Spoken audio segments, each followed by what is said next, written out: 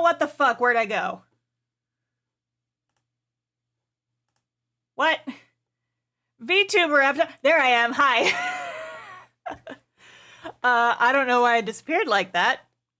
Perhaps I have learned how to use teleportation that may or may not explode a man. Anyway. Are you happy to see me, or is that just a Pringles can? Trick question! I always have a Pringles can. Just not right now. Anyway, hi guys, welcome back to Ace Attorney, Conspiracy Bullshit, the game, the movie, the Twitch stream experience. Anyway, I should say hi to chat. Ebja Moranth, hello. Wandering Dreamer, hello. Donim Theron, hello. Anyone else who is here and just lurking, hello. This stream is sponsored by Bingles. God, I wish. Hey, Bingles! Give me money to play video games and talk about your product. And eat your product. ASMR Pringle Crunch is on stream. Nom, nom, nom, nom, nom. Anyway. The bot is asleep. Uh-oh. It might just take a few... Sometimes it takes a few minutes. I don't have Discord open, though. Just in case it doesn't go off, does anyone want to post a link in the stream chat? I'm worried that if I open Discord, it's going to freak out my computer. NewGhost9, hello. So, in case you guys weren't here last time, a brief recap of what has happened, since. Yeah. So, last time on Ace Attorney, my stream crashed, and we had to resort to switching over to the PNG tuber. I have adjusted a few things since to hopefully stop that from happening today. Found out that my graphics card actually has two different varieties of drivers for two different purposes. The one I had been using was the NVIDIA Game Ready drivers for, like, ultra gamers. But they actually have a second set of drivers, which is more for stability when using art programs and live streaming. So I have switched over to those drivers. So hopefully the stream will now be more stable. I have also done some digging. So apparently it's not VTube Studio that's crashing. It is apparently my graphics card, which is difficult to fix considering I'm using a laptop and can't really switch that out. New PC is looking better and better by the day.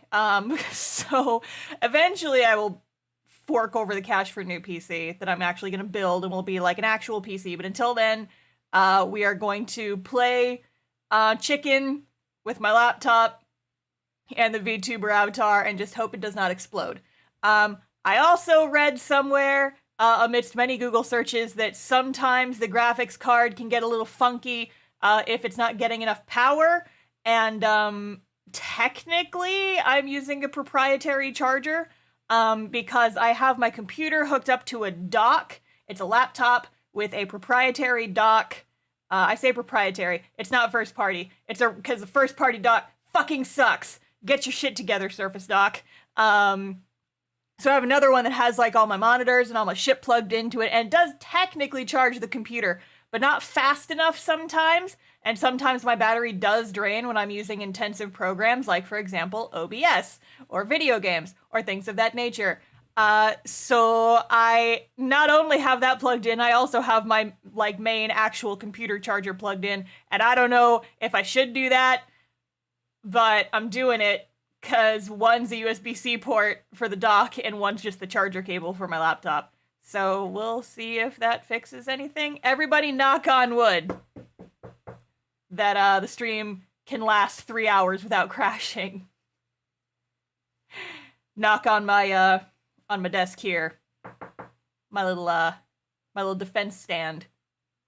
It's gonna be fun because, like, we're actually in court for this session. Let's fucking go. Okay, I have stalled long enough. That's the star update since last time. Because I'm just continually trying to figure out why my stream keeps crashing, because I want to be a VTuber, god damn it! Anyway, let's get into it, shall we? Oh wait, that's saving. I didn't need to save, I need to just exit out. Also, Artemis series of numbers, hello. Lucius Kessler, thank you for the follow, welcome to the stream squad. What's up? Everybody say, quit time! Oh, hang on, I'm gonna have a sip of my drink first. Okay. Can't believe it's been 6 months since I was last allowed to work in court. Now here I am, back at the Old Bailey. Oh, I forgot about you. Hi, cutie. Mr. Naruhodo. Good morning, Professor Harebrain. I don't understand. It doesn't make any sense. The atmospheric pressure in here is off the charts. I've never felt anything like it. It's crushing me. I feel it every time I'm here. That gravity. I thought he was like, that's gravity. You'll get used to that, sir. Your hair is apparently immune to it. Well, this is Britain's highest court. But are you telling me it's fitted with some kind of device that can actually control air pressure? Yes. I think it's probably all in the mind.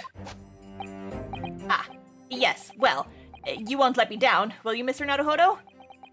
I'm counting on you in today's trial to save my life. To save the secret of my super high voltage instantaneous kinesis machine from being made public! Two things that are definitely the same level of importance. Yes, I understand. I know what I have to do. I have to establish that the explosion 2 days ago was nothing more than an unfortunate accident. Barometer fence ice. Nice. Well, I'm sure there's nothing to worry about, really. Justice will prevail. What is this? My commiserations, Mr. Naruhodo. You appear to have been lumbered with a most tiresome case here. Who's this? Oh, hi, Sholmes! Hi, buddy! I didn't know you were coming! I didn't know you were here today! Mr. Sholmes, I didn't expect to see you here. That was very mean, Bruno, leaving me alone at home with Hurley. It took me at least an hour to wake him. Oh, are you a fanboy? Oh, are you? Sherlock Sholmes? Indeed, sir, I am he. Sherlock Sholmes! Oh, I've heard all about your exploits, even whilst living in Germany. Oh, yes, Rand's magazine is on sale in Germany, too. This month's installment was sublime. Your deduction in the adventure of Silver Blaze was wonderful. Ah, yes, a memorable case indeed. It concerned a snake, I seem to recall. No, that was a speckled band. Well, thank you for coming. I do appreciate your support. I'm sorry to disappoint you, my dear fellow, but I'm afraid I can't stay. Aw, bud. Oh. I have urgent business at Madame Tispel's. Do you now? You mean your waxwork job? No, the waxwork abduction, of course. Madame has engaged my services. Ah, so you're trying to get to the bottom of that ransom note, are you? The week's wages depend on it, as does the safe return of the waxworks, naturally. As such, I intend to give it my undivided attention. Oh, well, never mind then. I understand. Not like I wanted you there or anything. Of course, with my skills of observation and reasoning, resolving the matter will be as easy as proverbial pie. I shall return forthwith. Until I solve the case, I shall have no money to afford a pie of any description. Dude. Oh, then you must be absolutely give it your full attention, Hurley. Quite, Iris, quite. But life is riddled with irony, you know. Whenever I give something my full attention, I have a quite insatiable desire for a pie. One of the universe's intractable mysteries, you might say. He's so dumb. Oh, yes, quite, definitely, absolutely. I totally understand. Is someone a little starstruck? Seems to be. It's okay, Harebrain. I get like that every time he shows up. Don't worry about it. I wish you the very best of luck, Professor Harebrain. Why, thank you. Before I depart, Mr. Naruhodo, a word in your ear, if you please. Oh, what's this about? Oh, the music stopped. What's happening? As you have remarkably little grounding in science, I feel I ought to inform you. As compelling as this super high voltage instantaneous kinesis hypothesis may be, a practical implementation such as was attempted by the professor at the Great Exhibition is quite impossible. But the professor said the demonstration was a success. Yes, it would appear that he fervently believes it was. I've read Professor Bunnybrain's paper about it too, Runo, and I have to say, I'm sure it can't be done. It could barely be done theoretically, let alone practically. So he's completely barking up the wrong tree? But how could an experiment that had no possibility of succeeding in fact succeed? That's contradictory. And it's on that contradiction that will be at the heart of this trial, I've no doubt. What's that supposed to mean? Look at these smart kids in their cool outfits. I use the word smart very loosely with Sholmes. Now, I must hurry along. I wish you the best of luck, my dear fellow. See you later, Harley! Bye, Sholmes. I'll miss you. I'll miss you! Well, it looks like you're on your own today, Runo. But chin up, you can do it. Oh, what about you, Iris? No, I'm afraid I can't help. I have something that I need to do. I see. It's going to be a big surprise for you when you find out what it is. That sounds ominous. Counsel for the defense and the defendant. Court is about to be in session. Make your way to the courtroom at once. We're on our way. First trial, I'm a lonesome. Oh shit. Experiment that the laws of science say can't possibly succeed. And a scientist who's convinced that it did. That's the riddle you have to unlock here, Ryunosuke. That's the key to this case. Hang on. There.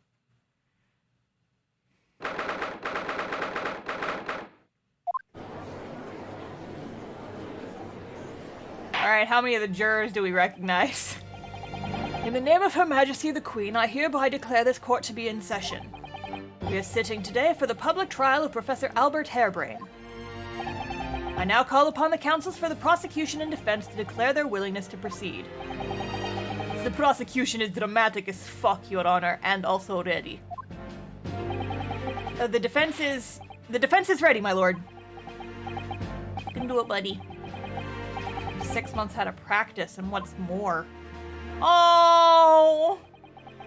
I'm without Suzato-san today. Buddy. Is it just my imagination, or does the air in here feel even more oppressive than usual? Not just you, my guy. So, I must say I recollect the victim of this case all too well. Mr. Odie Assman. Hang on. Oh, jeez. Oh, Jesus. Okay.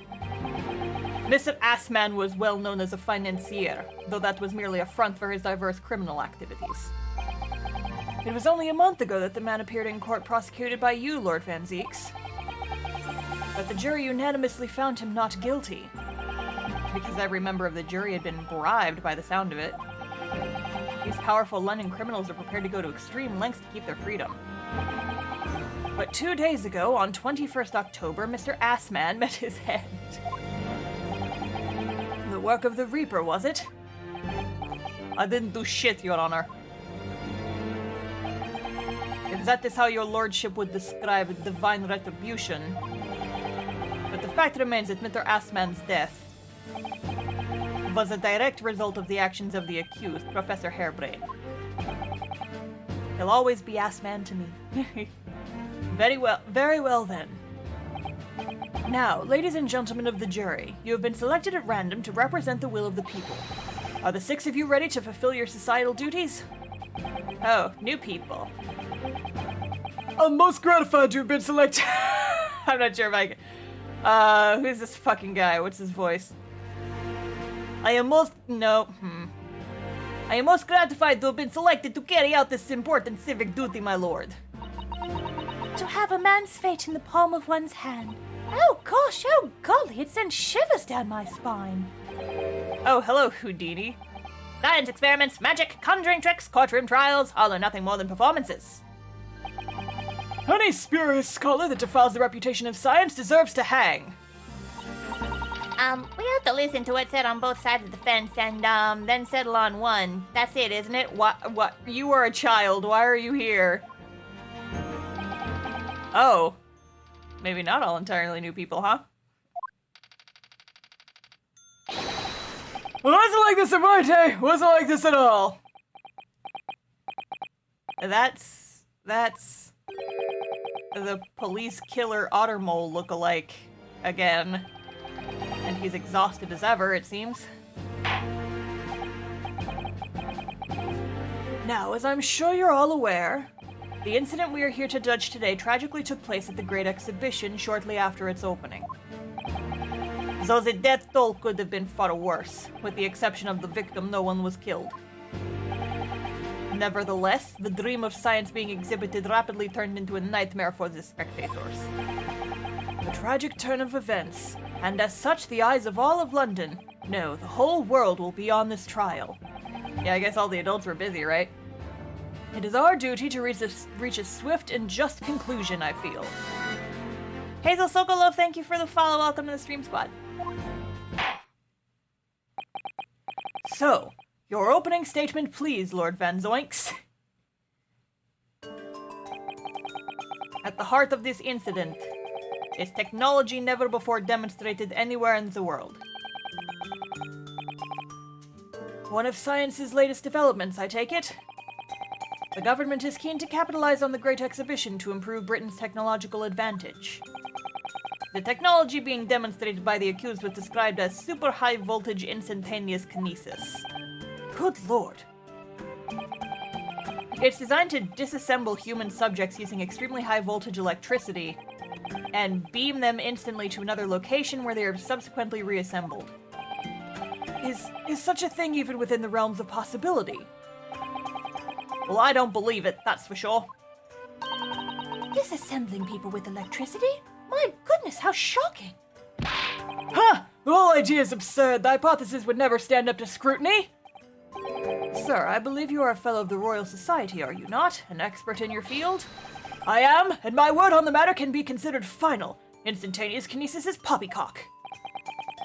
So this expert and Mr. Sholmes are in agreement. It's impossible. What is the prosecution's view on the matter? The prosecution would assert that the accused instantaneous kinesis demonstration was a success. Oh? What? What rot? Okay! Order! The professor's hypothesis is currently under investigation by the British government. If it is deemed to have merit, a substantial research grant would have been made available. The accused made use of the invention built on his new hypothesis to take Mr. Assman's life, in order to be the sole benefactor of the grant. But... This disastrous demonstration was no accident. It was carefully designed from the outset to end the life of the victim. We just have to remember that during all this, he's talking about a friend of his he's prosecuting. Like, shit. Thank you, Lord Van Zieks. The prosecution's stance is clear. But you will now bring forth witnesses to substantiate your claims. Gladly, my lord. Whoosha! Bailiff, show the first witness to the stand.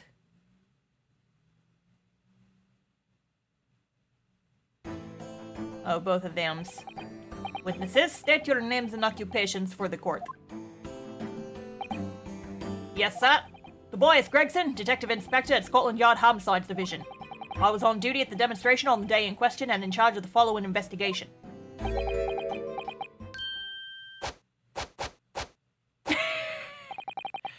Albert Harebrain, scientist. Known perjurer, right? You were born in England, but have been carrying out research in Germany in recent years, correct? Yes, that's right. After graduating from university here in Britain, I went to work in Germany and made an amazing discovery, which is what brought me back. I had to demonstrate my incredible hypothesis at the Grand Exhibition. What you demonstrated was incredible, all right. An incredible explosion. But the science was a success. The instantaneous kinesis worked.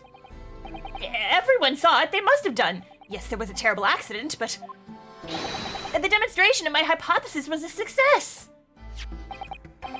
Well, that much is undeniable, as shown in this photograph taken by the forensic investigation team.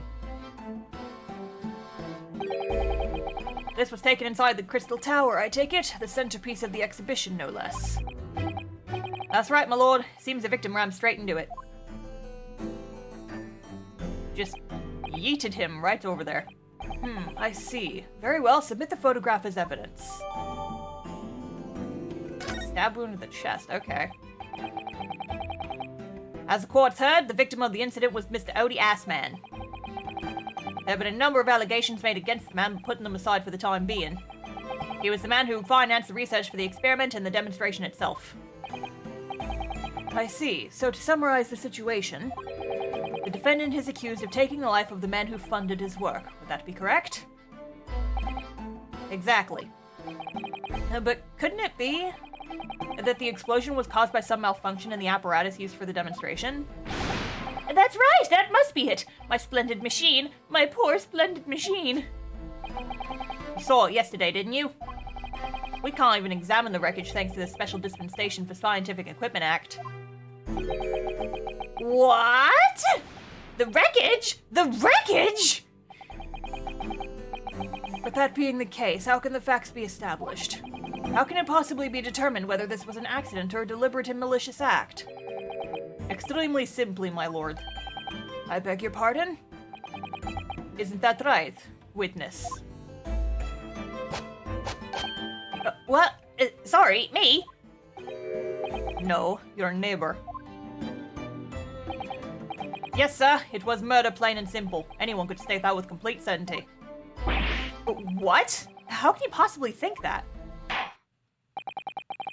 Thank you, Inspector. I think we had better proceed to formal testimony. You will explain to the court on what grounds you claim this experiment to have been a front for murder. Okay, hang on. I'm gonna take like 2 seconds. I gotta go check on something real fast. I'll be right back. I'm just gonna mute the mic real quick.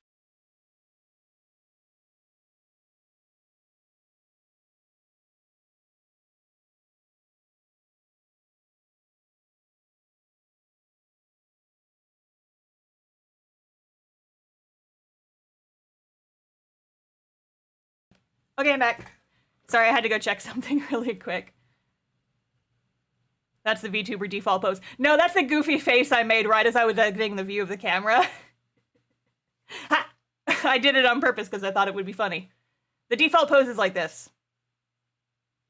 But I have it set that it just holds pose when it loses track of me, so. The corpse that went crashing through the Crystal Tower had a broken neck. I made a minor miscalculation in the angle of the beam projection, that's all! That was my mistake. But the post-mortem examination revealed another injury, a fatal wound. There was a lesion in his chest where he'd clearly been stabbed by something sharp right through the heart. Oh, you mean like a crossbow bolt, perhaps? So the victim was killed before he went anywhere, and this fella's the only one who could have done it. Like a crossbow bolt, perhaps, from that random crossbow that we found? Like that, perhaps? An extraordinary business. In addition to suffering a broken neck, the victim was stabbed in the heart. Information I would really like to have heard from someone other than the judge. The coroner says death would have been all but instant from a wound like that. You could say, in fact, that the victim was killed twice by the accused. No, and no! That couldn't be further from the truth. I have here the experiment plan document that was submitted to the security team. The victim stood himself inside something called the bird cage. Birdman? Bird cage? Oh, conspiracy. Ready to be beamed instantly. To the second level of the Crystal Tower, about 25 yards away. The experiment did not go according to plan, however.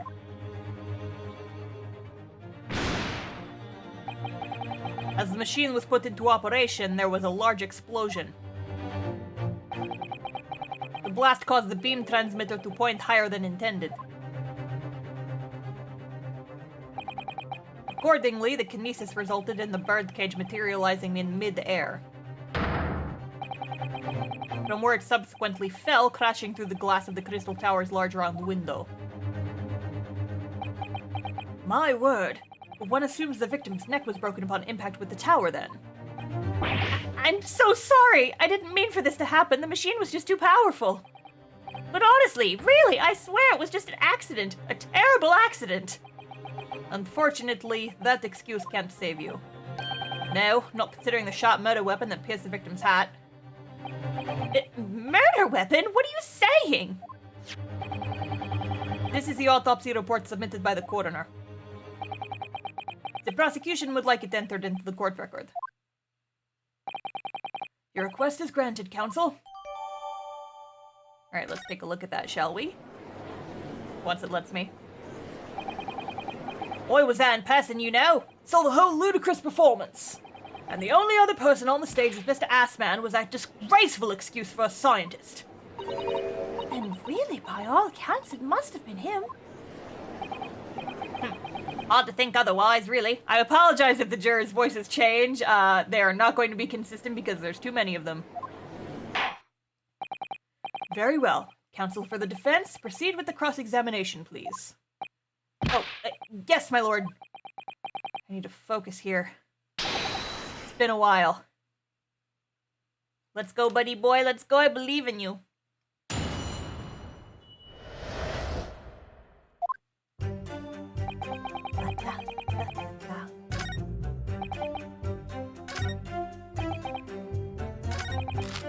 Oh, wait, let's look at the autopsy report first.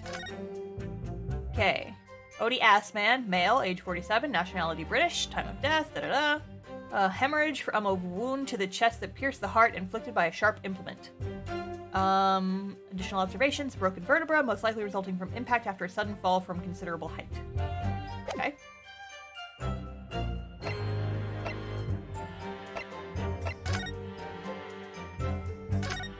We didn't look at this either. Looks like layers of thick canvas with a thick rubber lining of sorts. Never seen anything like it before. Applying Mr. Sholmes' methods. The Mitajusu was part of a raincoat worn by someone who really, really didn't want to get wet. And the charring must have occurred when the person was struck by lightning. Or maybe not. He's doing his best.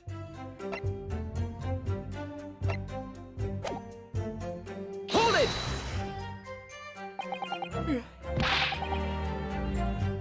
Defense knew nothing of this crucial information. The prosecution received this report from the forensic investigation team only this morning. As that was the first we knew of it as well. I can only apologize for the impossibility of informing the defense.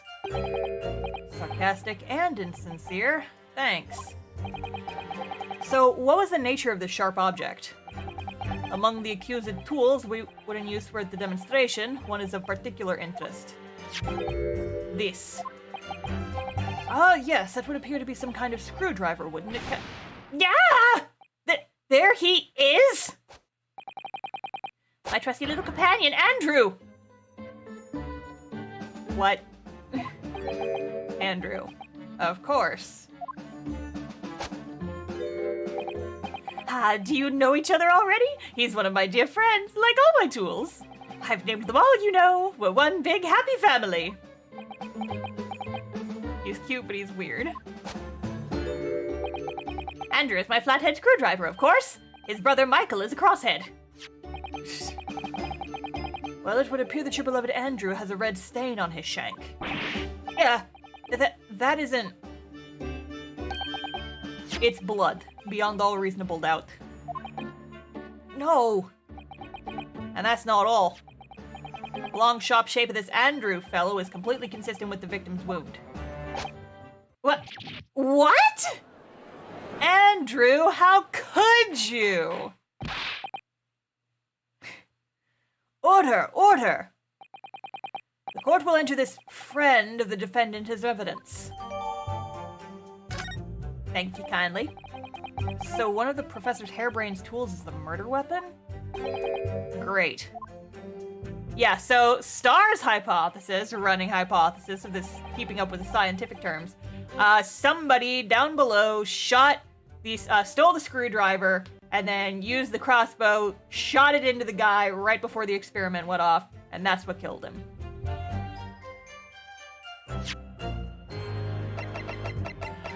Let's look at you. This is blood. Mr. Assman's, no doubt. This is the problem with looking at murder weapons.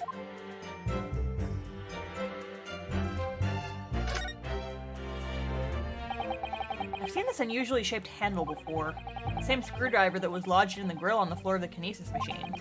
Which could be important information, so I should definitely make a note of it. Okay. So how to get there. Okay, I think that's all we can look at on this guy.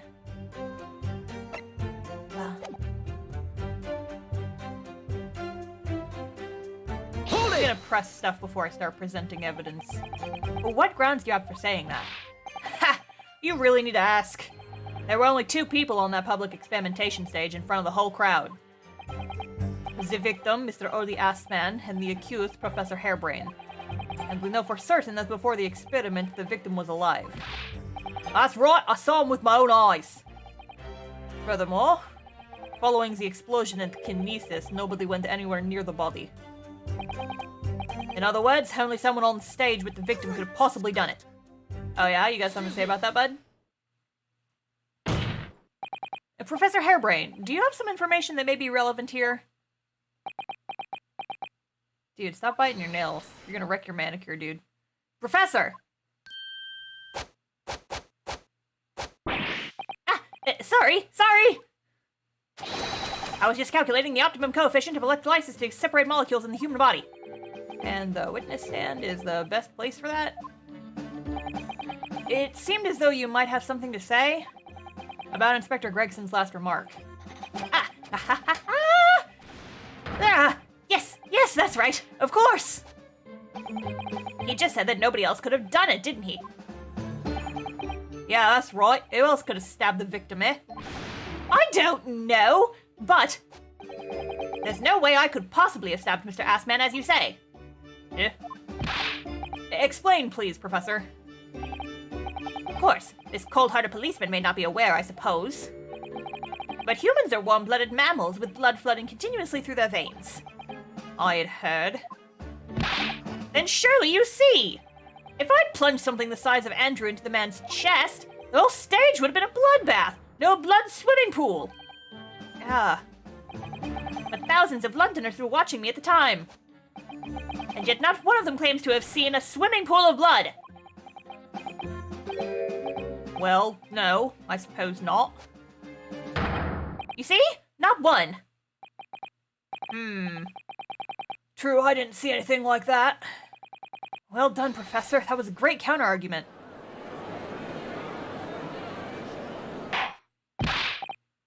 Order! Day drinking again, sir. Pray forgive the discourtesy if I savored a drop from my hallowed chalice to accompany my old friend's adducting. Anime characters contain like 47 gallons of blood. It's true. Here's to you, Albert. Oh, you're too kind, Barrick. But I'm really not a patch on you. Dude! No, you're not. No? You've neglected to mention one crucial possibility. I have? A particular situation in which very little bleeding would result from a stab wound. The weapon was left in it. Ah, of course. Inspector, enlighten the courts, please. Yes, sir. Where are they going with this? Very well. You will amend your formal testimony now, Inspector Gregson. The weapon the victim was stabbed with must have been left in his body whilst he was beamed through the air. Okay, well, it was found on the stage, so no. Oh, why would you think that, Inspector? With any wound, it's only when you pull the weapon out that profuse bleeding occurs. Whilst it's still lodged in the body, it acts as a stopper of sorts, for want of a better word. I see.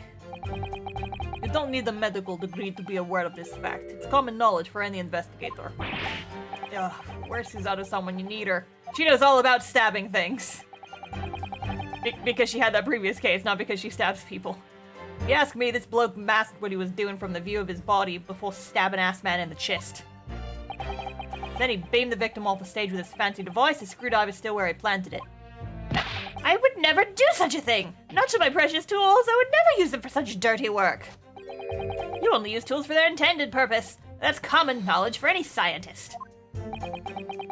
The fact remains the lack of blood at the scene can easily be explained, as the prosecution has demonstrated. Can it, though? So that's all the testimony I have to work with.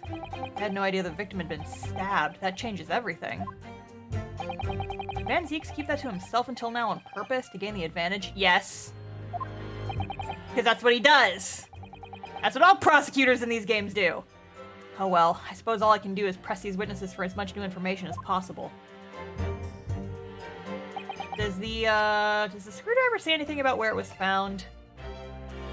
Yeah, it does. Guess what, Beach? Objection. You say that while the weapon remains in the body, there's very little bleeding. Is that unequivocal? Look, there was no blood on the experimentation stage, even though that's where the fellow was stabbed. The only explanation for that is that the screwdriver was still in his body, stopping any heavy bleeding. It's common medical knowledge, my learned friend, even on your side of the world. Yes, but about this screwdriver. The thing is, we actually saw it at the scene ourselves, on the experimentation stage. What? It was on the floor by the wreckage of the machine, poking through a metal grill. I went to pick it up, but the detective here stopped me. Isn't that right, Inspector Gregson? Well, now you come to mention it, yes. Inspector, are we to understand that you permitted the defense counsel to investigate? That you contravened the Special Dispensation for Scientific Equipment Act? Ooh, get him. No, not at all. I wouldn't do that. I just let him look, nothing more. It was very clear he wasn't to touch a thing. Yes, that's true. This screwdriver was in plain sight on the stage. But it shouldn't have been, should it? What are you getting at? If this tool had still been in the victim's body when the victim was beamed away by the machine, then it shouldn't have still been on the stage. Yeah. That's right. It should have been beamed across to the Crystal Tower along with Mr. Assman.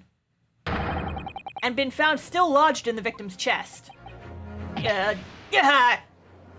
You get him. Get him, my son. Order! Order! How do you explain this, Inspector? I don't. It looks as though everything that the victim had on his person moved with him when he was beamed. If the screwdriver was still in his chest when the instantaneous kinesis occurred, obviously that should have been beamed to the destination as well. This is a strange situation. Even though people are saying that this instantaneous kinesis is a scientific impossibility, we're still basing arguments on the assumption that it actually did take place. Alright, time to tighten the screws here, with my trusty murder weapon screwdriver. My lord, if the prosecution is unable to explain this inconsistency in its argument, we can only conclude that the testimony given in support cannot be relied upon. Ooh, someone's angry. Lord Van Zieks is stumped. Excuse me, was that his voice? You got something to say there, bud? Do you have something to say, witness? Yes, I knew it. It bears out. The equations hold. Mr. Naruhodo, don't worry. About what? And without delving into the details, there is no inconsistency. What? Even if Andrew had been lodged in Mr. Assman's chest, my trusty tool wouldn't have moved. Andrew remaining on the stage is consistent with my calculations. What? What? Dude, you're digging your own grave here, bud.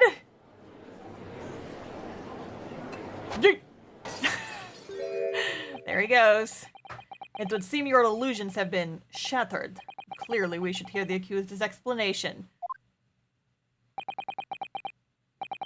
The amount of big brain happening is amusing. I know, right? Or should I say this brilliant scientist's explanation? Just when I'd found an inconsistency in the prosecution's argument. Scientists. Damn them. Very well, the defendant will testify again. Provide us with a scientific explanation as to why the inconsistency asserted by the defense fails to hold. In the name of Apollo, I will, my lord. I'll dig myself even deeper into this goddamn hole. Fucking A, dude. To be clear, I'm still at the stage of gathering data in my research. My hypothesis states that the kinesis cannot transport metal, though, hence the metal weapon would have stayed put. Oh, yeah? Metal like his glasses, you think?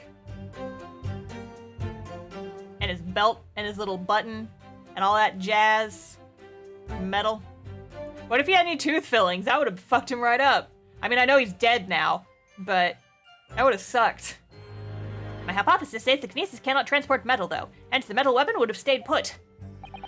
In other words, the point just raised by Mr. Naruhodo isn't an inconsistency at all. Mr. Assman was the patron of my research. Without him, my work wouldn't have been possible.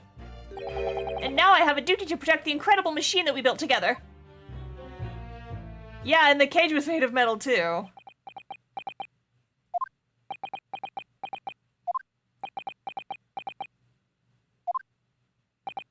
So, the thrust of your testimony, Professor, is that based upon this hypothesis, metal objects cannot be moved by this method of instantaneous kinesis. In other words, since the screwdriver is made of metal, even if its remains lodged in the victim's chest, its subsequent discovery on the stage, despite the victim being found elsewhere, is not an inconsistency. And therefore, Professor Albert Harebrain could still have been the killer. My great hypothesis holds, you see? We had to make the cage used to contain the subject from wood for that very reason. Ah, there we go. I was not addressing you, witness. Professor Harebrain? Yes? Whose side are you on here? I don't take sides, Mr. Naruhodo. No. And my only interest lies in upholding my hypothesis. I'm a scientist, after all. Is he working for us or against us? It's very hard to tell. It is. Let's see how you cross-examine this testimony, my Nipponiese friend. Yes, fire away, Mr. Naruhodo. Okay, so I have a feeling it has something to do with the glasses. Or maybe there's something else that's going to come out when we press him. I don't know. We'll see.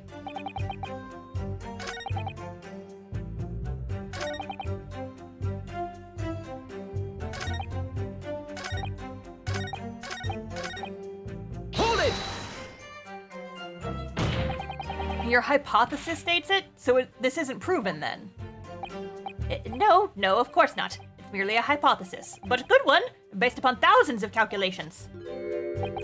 But it is widely known that metals can't be decomposed by electrolysis.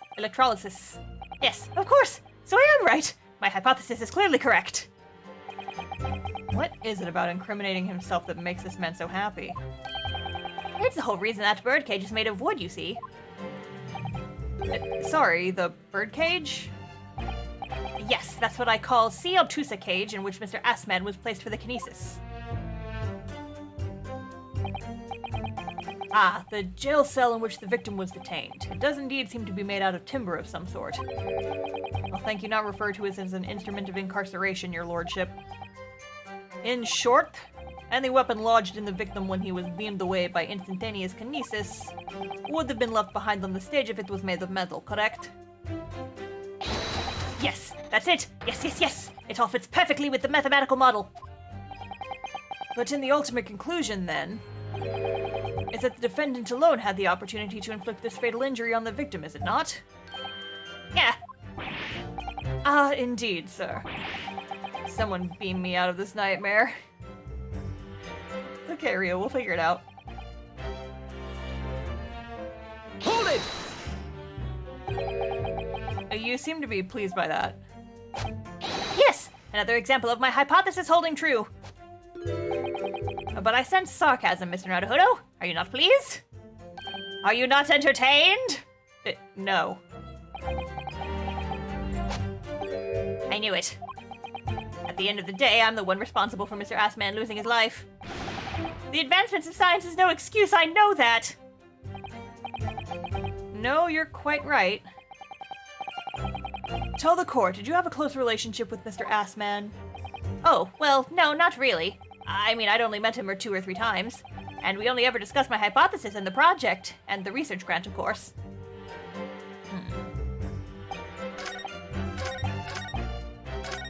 I'm gonna save real quick before I start throwing evidence all over the place.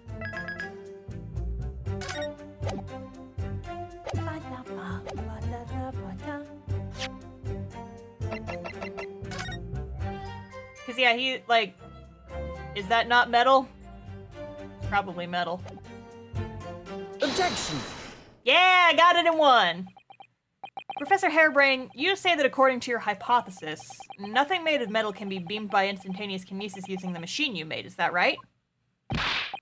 Yes, that's right. Spot on. Exactly correct. In that case, I'd ask you to take a look at this photograph that was taken at the scene. In particular, I'd like you to pay attention to the victim's face. You can clearly see that Mr. Assman is wearing a pair of spectacles with a metal rim. What? Metal? No! Metal can't... That's not... metal? No! We've already established that the proposed murder weapon, the screwdriver, was found on the stage.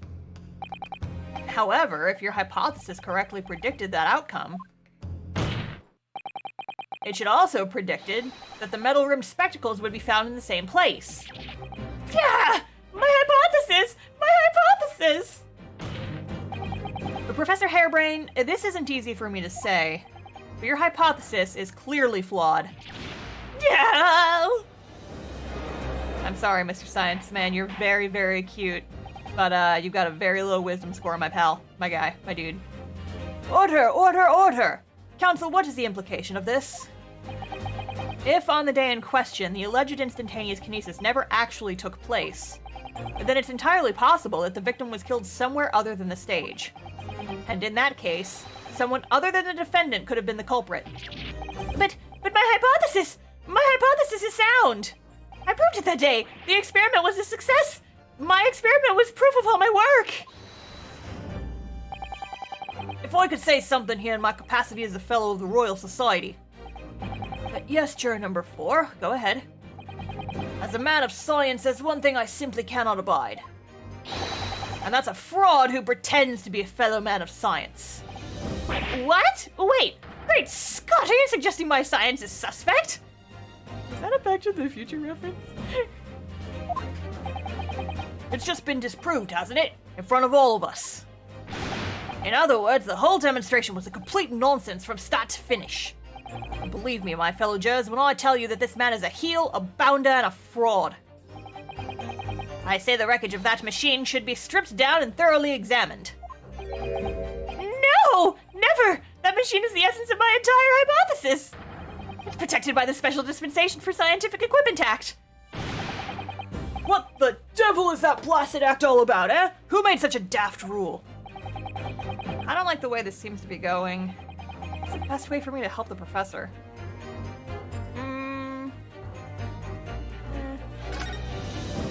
Objection! I feel like wait and see is never the right answer. Professor Harebrain has yet to perfect his invention. That would seem to be the case, yes. But even so what? Going to such trouble and expense to create a fake machine to display in public, you would have absolutely no reason to do such a thing. He had an obvious reason to do exactly that. The money. Or the research grant money. Yeah. The government was foolish enough to have deemed the man's ridiculous notion plausible. He and his conspirators would have received a handsome sum indeed. Conspirators? What would be the value of such a grant? 10 pounds? You're an order of magnitude out, madam. 500 pounds a year. Oh, you could have a handsome on that for years. Society's noticed an increase in bogus published demonstrations in the field of science recently. And plenty of scientists are arguing with each other to get the largest slice of the funding cake. People's greed is plenty motive enough for murder, I assure you.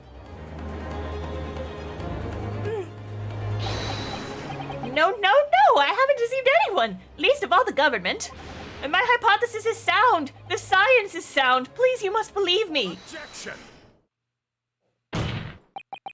No matter how unbelievable this hypothesis may seem to you, ladies and gentlemen, the fact remains that the victim was transported instantly to the Crystal Tower.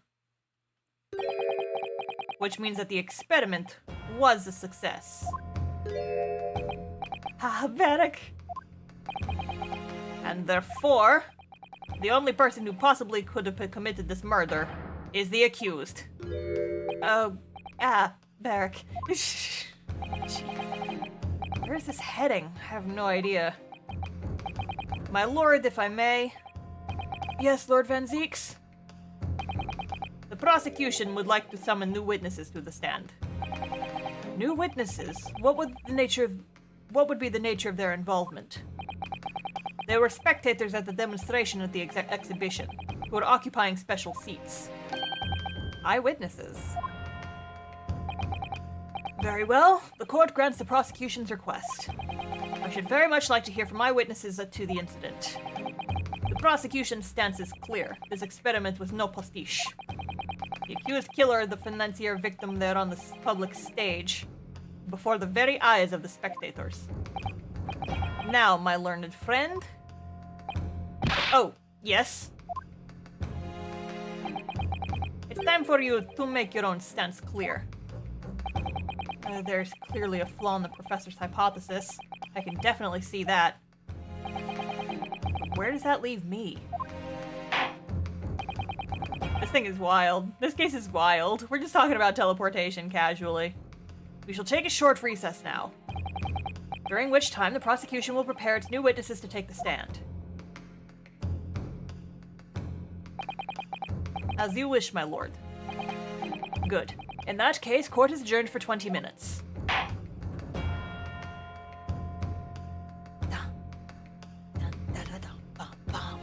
To be continued. Damn, that was fast. That was like under an hour for the first segment.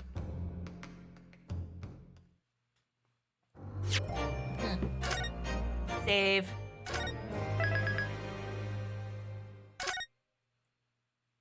Next time travel, exactly. I would really love to finish the court segment today. I have a feeling, a very strong feeling in my gut.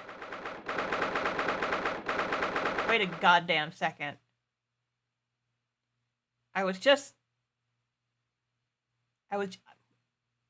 Oh my god, I think I just figured this whole case out. Oh my god, okay. We have no evidence to support this. But I have a feeling I know what's going on here. Because, not to metagame. I hate to metagame, but here's the thing, you guys. I have a very strong gut feeling that this is going to be a 2-day trial. Because we haven't figured anything out about what's going on with the whole Waxworks exhibit thing. And,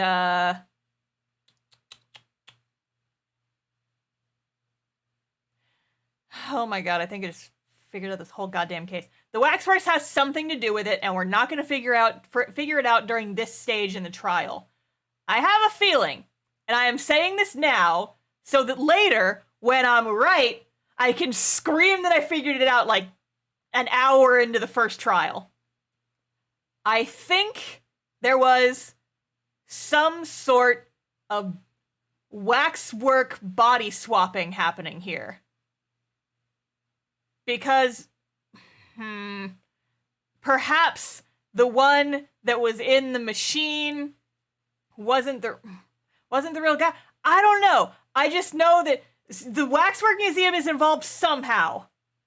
I know it. Damn it. Maybe the waxwork that was stolen just looks a lot like Ass Man, and they used it as like a weird body double to try and prove the experiment, and there's something going on and the Waxworks Museum is involved, and I have this weird feeling that that weird scrap of fabric is from like a hot air balloon or something, or some kind of something that was used to transport the... I don't know. We definitely don't have enough clues for it today. Point is, I'm hoping to get through the first trial portion of this this case today, because this definitely isn't going to be wrapped up all in one go. Certainly not. And there's a lot happening here. Anyway, that's the star hypothesis updated. Mr. Naruhodo, what on earth were you playing at just now? Or rather, what on earth were you playing at all along? My hypothesis! My amazing hypothesis! You've been picking holes in it from the start! Yeah, sorry about that. But you promised me! You said you'd prove that dratted explosion was all an accident, not murder. You said you'd keep my precious invention from falling into anyone else's hands. But all you've done so far is try to undermine me. Yes, I did make you a promise, you're right. I said that I'd believe in you and fight for your freedom to the very end. But I also told you I was no scientist. I don't understand your hypothesis. The fact is, there's an undeniable flaw in your logic, isn't there? Yeah, but if I just run through some equations... Yes, you see? It's because my work is incomplete.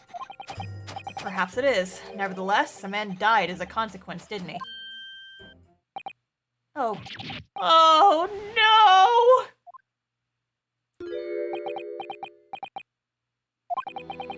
You're right. You're so right. It's all my fault. And I have no right to blame you for my failures. I'm a disaster. Not just as a scientist, but as a human being. I'm a human disaster, goddammit! Oh, he's just now... My voice cannot get better. I'm glad you like it. It's my nerdy scientist man voice. How they make the cage and the body disappear. It was levitated away by hot air balloon. Because they keep mentioning the hot air balloons, damn it! And I hate to metagame, but like that's where my brain goes. Well, that might be a little over the top. And while we're on the subject, what about Barrack? He's being awful. Claiming his old university friend to be a murderer, claiming his old university friend to be a murderer, you mean? He's a disaster, not just as a prosecutor, but as a human being. Oh, but no, wait. He's the Reaper, isn't he? Perhaps he's not classified as Homo sapiens anymore. I'm glad that's cleared up. Can I double check something with you? Ah, yes? What? The machine and demonstration you prepared, they were based entirely on your hypothesis, I presume. There was no trickery involved? I drew the plans for the machine with my very own hands. Okay. The body swapping nonsense was planned by the ass man because he wanted the money. He wanted to get the money from the grant. He knew it wouldn't work, but he wanted the demonstration to work so that he could get some of the money from the research grant. So he plotted the whole thing. He had some of his goonies steal the waxwork, and then they put the waxwork in the machine, and then da-di-da-di-da-di-da, something, something, something. I got the shit in the bag. You just have to prove it. Every line was painstakingly drawn with the firm belief that science is the only future. So yes, it's true that my hypothesis hasn't reached maturity yet. Hasn't reached maturity yet? I found a typo! Typo find! We found a typo, ladies and germs!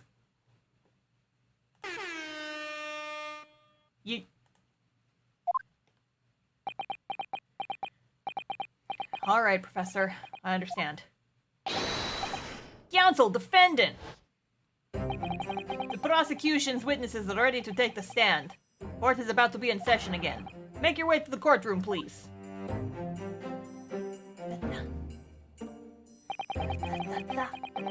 It all hinges on that demonstration. The professor's hypothesis is sound as he claims. It leaves him as the only person who could possibly have killed the victim.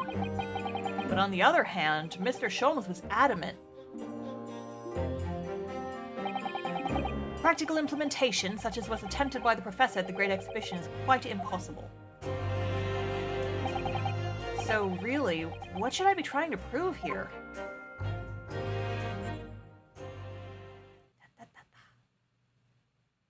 Court time.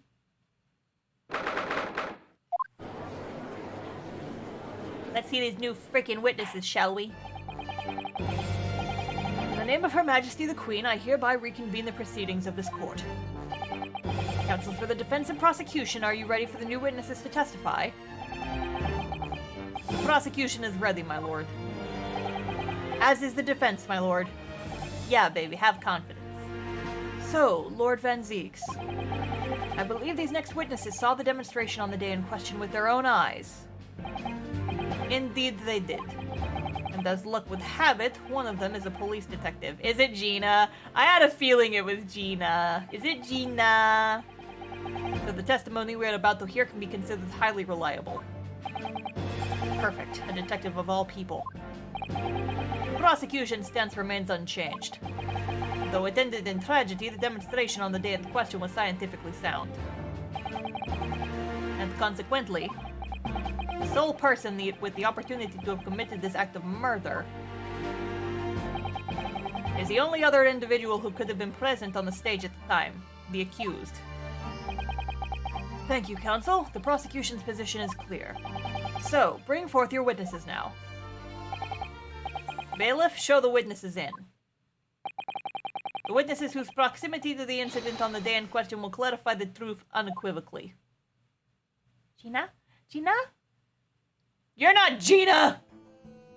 You're Gina! Hi, Gina! Hi, Gina! Hi, Gina! Hi, Gina! Hi! Witnesses, state your names and occupations for the court to hear. Alright. Gotta give these punks some fucking voices. This man is a hot air balloon. Look at him. He's got a little fire in his hat! I'm telling you guys, the hot air balloon is important! My name is Balthazar Loon. I am the impresario of all the hot air balloons in vicinity of the experimento stage. Oh lord, German accent. My name is Wilhelm Gottreich Sigismund Ormstein. I have come to see the great exhibition all the way from my home in Bohemia.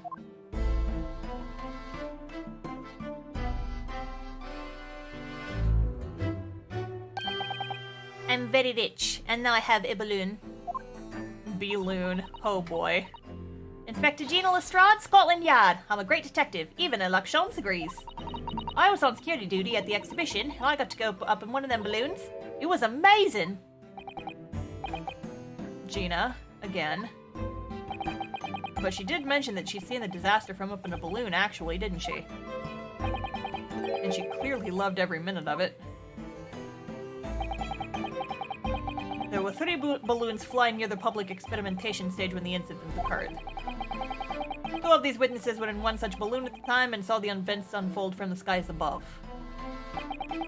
You make it sound like they were in the clouds. It was only an altitude of circa 60 feet. Very low. Well, you can't see nothing if you fly too high, can you? 60 feet. About 18 meters then. That's about 6 stories. Because I usually translate height to stories, like 6-story building. Thank you for your introductions. Now you will give your formal testimony for the court. Because a story, like, on a normal building, 1 story is usually about 10 feet or so, from what I understand. Kindly describe exactly what you witnessed, especially those of you who had a vantage point above the stage.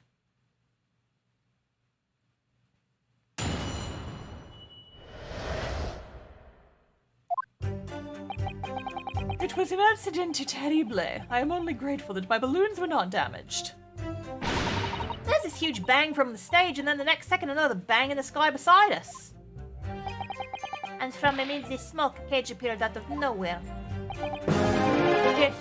Miss Haruka, thank you for the raid! Welcome! We're in the middle of court, we're trying to get these punks to testify, and we've got a balloon man here. Thank you for the raid, welcome everybody. My name is Star, I am an artist, but today we are playing Great Ace Attorney Chronicles. What's up? Yay. Also, I'm doing a lot of voices for all of the characters, so I hope you guys are excited for that. The cage, it fell from the sky like a stone and crashed into the crystal tower. I didn't get a good look inside the cage, but no one went near it after it crashed into the tower. NE51, hello, welcome. A most extraordinary collective account, I must say. Could I just clarify something? There's a detail in the witness's testimony that I've not heard any mention of until now. I wasn't paying attention. I was distracted by the raid. Specifically, there were 2 explosions? More precisely, 2 explosions in 2 separate places, yes. When the demonstration began, the balloon carrying the 2 witnesses was around here. There were other balloons in the air nearby at the time carrying other passengers as well, to be clear. Then, as power was supplied to the machine for the demonstration, the first explosion occurred. The so-called birdcage that contained the victim disappeared from the stage, and a moment later, the second explosion occurred directly adjacent to the balloon carrying the witnesses. The birdcage appeared at the site of the explosion, subsequently to plummet down into the crystal tower. Okay. Further thing. Wasn't there like a weird scorch mark at the scene right where we found that piece of canvas that I still maintain is part of a hot air balloon? What if that second explosion was like a hot air balloon popping and then the rest of it just like fell down or whatever, and I guess there must not have been anybody in it or else we would have heard about it by now.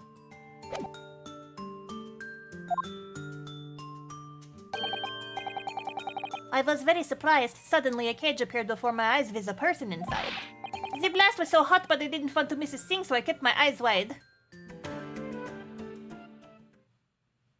Maybe it was a government cover-up. Too true. Too true. It has happened before. It would not be the first time. I still have lots of money. Precisely, who is this curious infant? Who is this sassy lost child? I'm told he is a young noble of Bohemian royalty. Apparently, he disguised himself in order to steal unnoticed into the Great Exhibition. Ja, I am here in London on a sightseeing trip with my elementary school. We will have the benefit of a child's point of view in the testimony.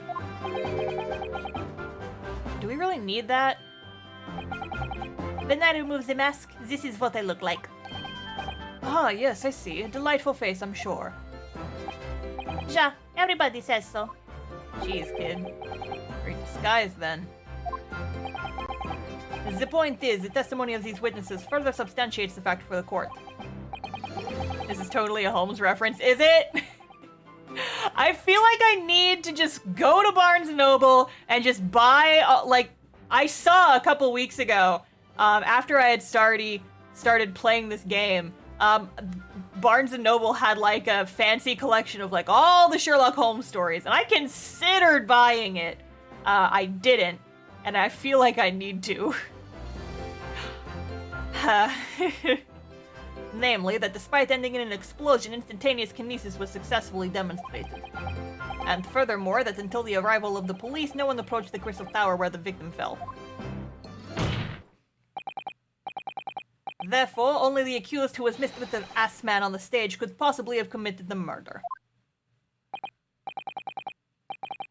Yes, thank you, counsel. The prosecution's views on the matter are quite clear. The King of Bohemian comes to Holmes wearing a mask to get the letters back from Adler. Interesting. Okay. So, the defense's cross-examination now, please. Yes, my lord.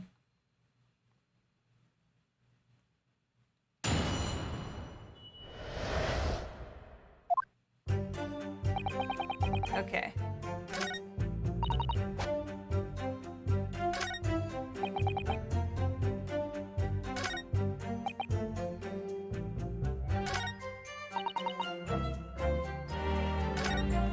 Okay, so I'm just gonna have to start pressing shit. Oops. I want to hear from you. Oh, god damn it! I keep pressing the buttons too fast. Hold it! Okay.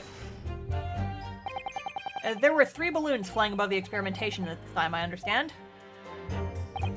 Si, all 3 of them, my bellissima bambini. Oh, he's Italian. There we go. They are very popular, signor. Some people will pay £10 for one ride. £10? That's more than my annual stipend. £20 a month. That is my pocket money. Royals have all the luck.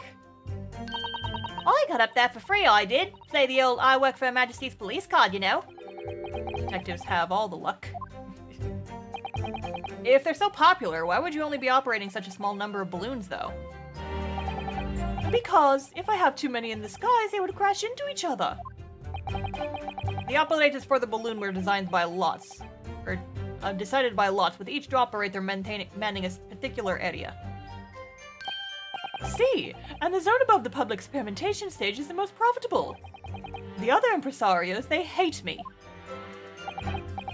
Thank you, witness. I think the court has a clear picture of the arrangements for the balloon rides at the exhibitions. Perhaps we could hear more about what you actually witnessed of the incident. Right, I can fill you in there, my lord. Okay. I was hoping to maybe get something from him about a balloon being damaged, but fine. Hold it! So you actually saw the accident happen from up in the air? Yup, isn't it amazing what a detective gets to do, eh? I'm telling you, Otto, being a lawyer is a mug's game. You should totally join the force and we can go flying together. You know me so well.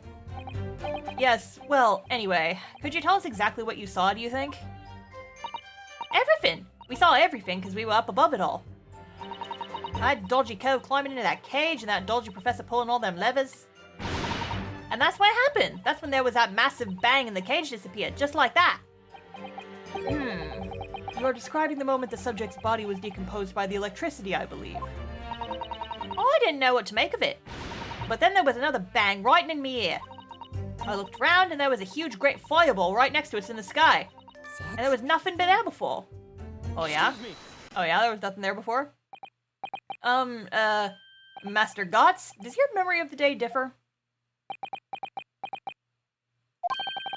My teacher at elementary school says that when you meet someone for the first time, you should always use their full name.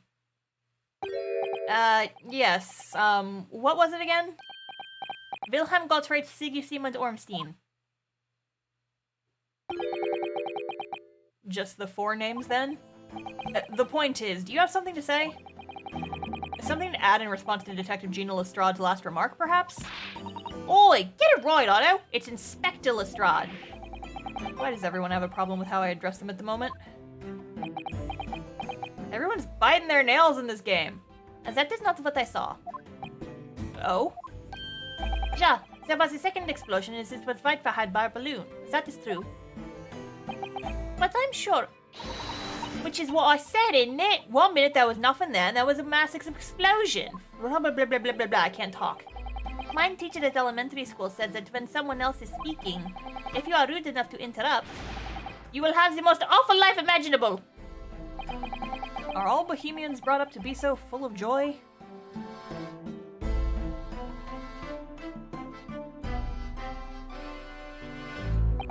Just before the second explosions happened next to our balloon, I clearly witnessed a green balloon. I knew it! I knew it! I knew it! I told you guys! I told you guys it was another fucking balloon! A green balloon? Eh? You what? I never saw nothing like that. Well, I did. I saw it, and you can't say I didn't. I will complain to the council. I will cry and scream. My testimony is the truth. I am Bohemian Prince. You cannot say it's a lie. That is not allowed. Tch, playing the bleeding royalty card, are you? Typical.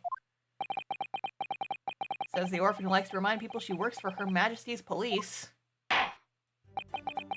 In that case, young man, I must ask you to amend your formal testimony. In the interest of cordial national relationships between Great Britain and Bohemia...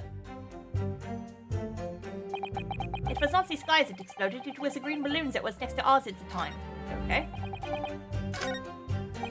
Hold it! I want to hear more about that. A green balloon, you say? Are you sure about that? Of course I am sure. I am proud Bohemian Prince. All these questions are making me boring. I think you mean bored. Ugh, English is very annoying. The language of my countrymen is far superior. Ragazzo, it is very wrong to lie. Lie? Flying balloons will never explode. For the same reason the planets never explode. It is logical. Please tell me that doesn't mean logical. If you insult me, you insult all of Bohemia. I die. I will have the army come and shoot all your stupid balloons out of the sky. All of them! Jeez, kid. Now give me a fucking balloon, peasant. Here you are, Your Highness. If only all international incidents were so easily resolved. Now that the peaceful relations have been restored here in the courtroom, perhaps we could return to the testimony. Did you also see the moment that the cage materialized, Mr. Loon? No, I did not see the explosion myself, however...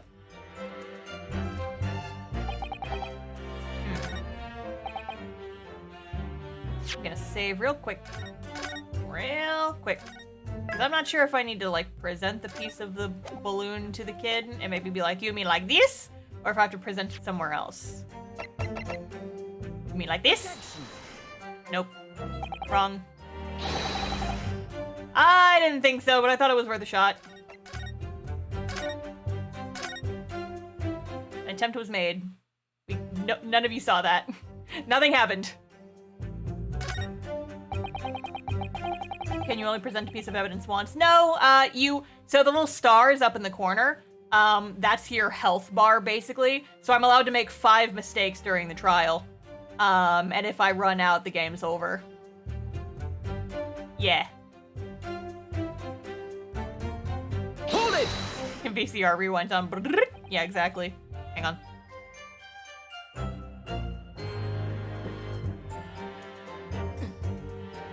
And did you see that actually happen?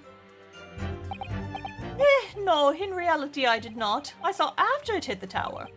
There was a grande confusione around the stage. I ran to see what had happened.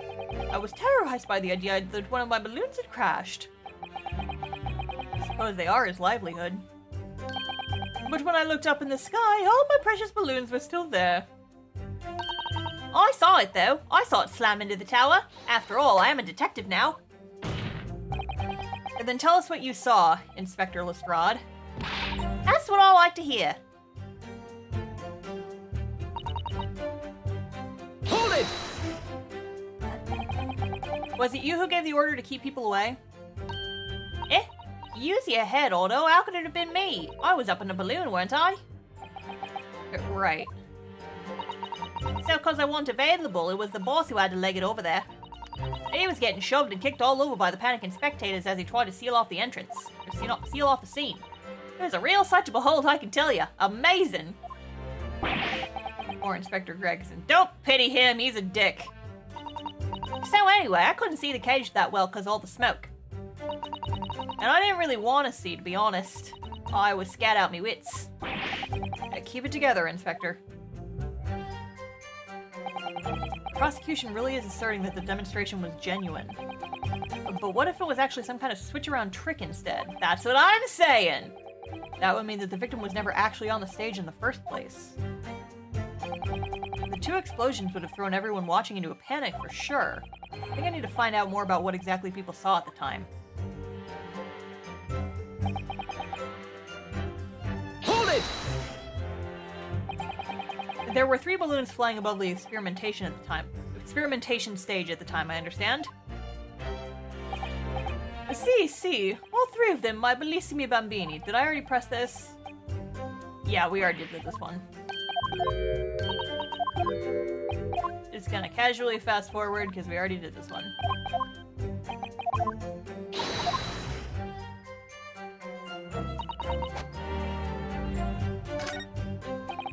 Okay. So I've pressed everything, I think.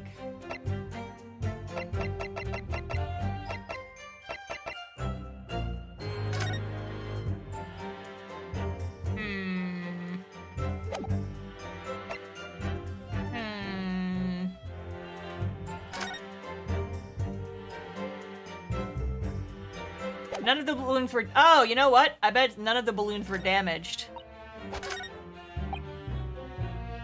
Gonna save again real quick.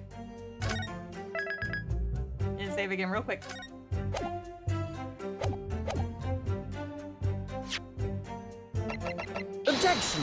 There we go, got him. Mr. Loon, in your testimony, you said that all 3 of the balloons you had operating at the time were undamaged. See, that is correct. If they had been caught in the explosiones, it would have been terrible. I wonder, if you might know what this is. Ah, I think it's maybe... See, part of a balloon. A burnt piece of the fabric of the envelope. Sorry, the envelope? Pardon. That is the large round part of the balloon which becomes filled with hot air. It is made from a very thick fabric lined with rubber. You did not want to rip it open when you were in the sky. Just as I thought. This piece of cloth was found near the experimentation stage. In other words, as Master Gotts testified, a green balloon did indeed explode that day. Eh? If all the balloons in the sky above the experimentation stage belong to you, Mr. Loon, then your statement that they were all undamaged clearly contradicts the evidence. No! Look at his fucking balloon-ass hat. If a balloon exploded that day, why didn't the man say so? Maybe everyone on board was killed. Oh no, having just spent 10 whole pounds for the experience? How awful. Seems to me like those things crash 50% of the time anyway. Objection!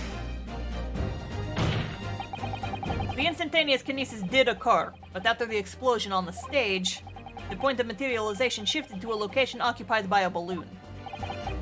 Causing the balloon to explode? Yes, eminently possible.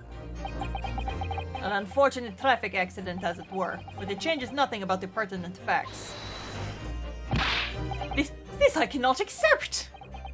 Why not, Mr. Loon? You are suggesting that I am a liar! That person's died in balloon accidente! There's no need to get fired up, Mr. Loon. Oh boy. The victim was a sole fatality that day. That's right, and I prove it! Balthazar Loon is not a liar! There was no such balloon in the sky, it is not possible! You're saying it's impossible? Why? This court has more important matters to discuss than the number of balloons that were operating that day. Nice! Objection! But we can't ignore the fact that nobody appears to have known anything about this other balloon until now. My lord, the defense calls for further testimony from Mr. Loon. I concur. There is clearly more to the truth here than meets the eye. It's imperative that we clear up the issue of this phantom balloon, I feel. Witnesses, you will give supplementary testimony about the balloons you were operating at the exhibition. Ah, grazie, my lord. I'm doing my best attempt at an Italian accent without actually really knowing what an Italian accent sounds like, aside from Mario. I'm keeping it loose and floaty, like that man's balloon hat on his head. as I said, Balthazar Loon is no liar. Every balloon I had in the sky landed safely. All 3 of my balloons were carrying passengers. If they fell to the ground in an explosion, it was a catastrophe. Well, you can't get away from the fact that some burnt-out bit of cloth was found at the scene, can you? The coppers at the yard really reckoned it was probably some debris foam from the explosion on the stage. This stupid ragazzino is mistaken. My balloons have the red and blue zigzag stripes anyway. So it wasn't your balloon. It was a balloon that somebody else got. I was flying it illegally. So your assertion is that the balloon this child saw was not one belonging to you? Si, exactamente. Even if he saw a balloon in the first place. I do not like the sound of it. It is very bad for business. I have good mind to sue the land of Bohemia. Good luck with that, dude. If you attack us, we will fight back. It will be war, all out war. Give me a fucking balloon, you peasant. What happened to all-out war? Mr. Loon certainly doesn't appear to be lying, but that doesn't change the fact that the testimony and evidence are contradictory here. If the defense is unable to find fault with the witness's statements, the court must consider them the truth. Think long and hard on that, my learned friend. The situation has clearly changed now. I have to get to the bottom of what happened here, no matter what it takes. Let's go, buddy boy.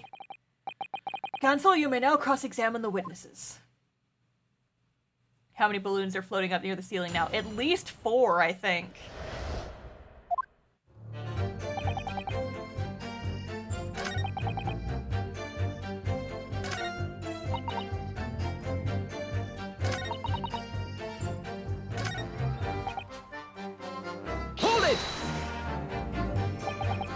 You mean the color is wrong? Si, senor. I do not have any green balloons in my warehouse. And yet, a piece of green cloth was found at the scene, and it's almost unmistakably from a balloon. Well, I don't know how that can be. For the sake of argument, let's say that the green balloon did explode above the stage. You couldn't therefore conclude that it happened on the day in question. Why not? There have been recreational balloon flights over Hyde Park operating from before the Great Exhibition. One could have exploded on some earlier date. Unfortunate, as I'm sure you'd agree. You believe it may have been from some earlier balloon accident that predates the exhibition? Si, exactamente. As the senor says, it is not one of my balloons. Clearly this little ragazzo from Bohemia was mistaken about what he saw. Oh shit, kid, yeah. Punch with those tiny, tiny little fists. Is something wrong, Master Gotts? It's Master Wilhelm Gottreich Sigismund Ormstein. It was on the tip of my tongue. Ja, something is very wrong. I know what I saw. There was a green balloon there. I swear it. I swear all over all of Bohemia. You can speak as much bad language as you like, but it changes nothing. If you do not have evidence, Ragazzo, then I must tell your parents to punish you, eh? Perhaps we'll let the judge decide when it comes to punishments. Evidence? What is this evidence? To give a simple example, young man.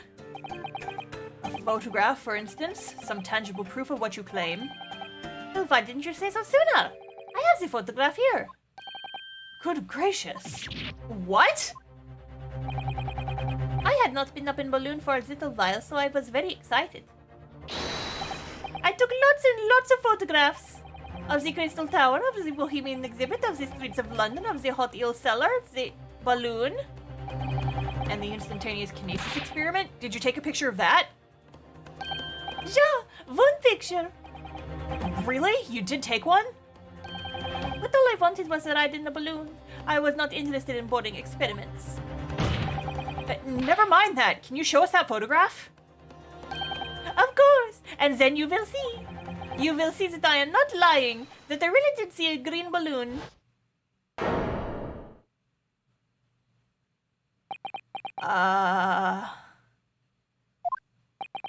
Alright. It's in black and white, bud. Well, I see you're all too shocked to speak.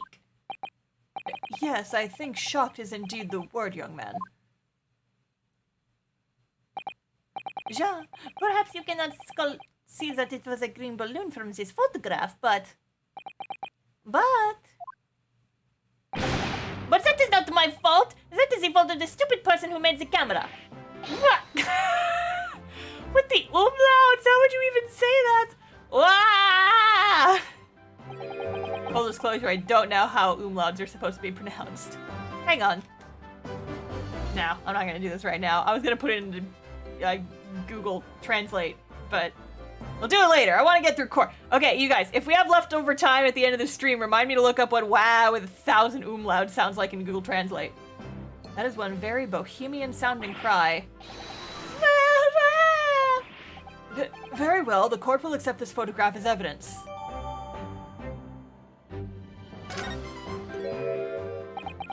It's not my fault. It's the fault of the person who made the camera. Well, never mind. I'm sure you have plenty of wonderful sepia memories to take home with you. In any case, when exactly did you take that photograph? Well, it was on the day of the big explosion. You don't say. When I pressed the shutter release, there was this very loud bang. And the hot wind rushed over my face. That means this photograph was taken a split second before the explosion occurred. Well, if you ask me, this black and white photograph changes nothing. I could not give the flying fig. A lovely language you've picked up. Okay. As I thought, Mr. Loon's testimony doesn't quite add up. The young Bohemian boy claims to have seen another fourth balloon. Mr. Loon vehemently denies the possibility. And it's hard to imagine the man in the charge could be mistaken about the number that were in the air. Mama! Ooh. Still, this inconsistency must tell us something, I'm sure. Let's take a look at the picture again.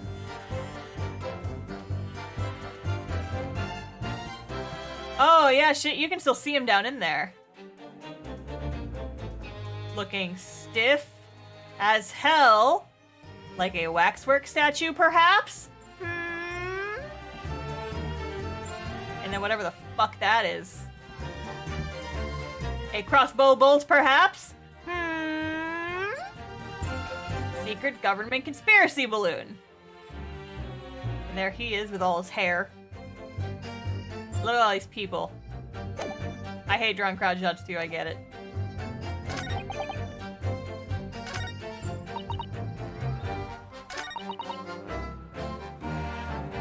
Okay, I'm just gonna start pressing everything and see if they give me any more info.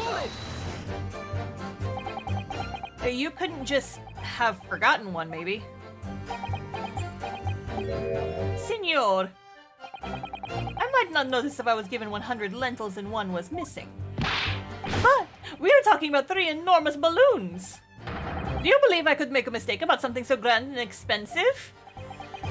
I took the liberty of having Inspector Gregson check this gentleman's warehouse. I have the report here. It clearly says a total of 3 balloons. It would appear no mistake has been made then. Surely Miss Lestrade could have been sent for such a menial task. What, me? I'll tell you what I told the boss. East End kids like me can only count up to 2. Obviously that ain't true, but boss bought it and said he'd have a go into himself that case. Gee, oh my god.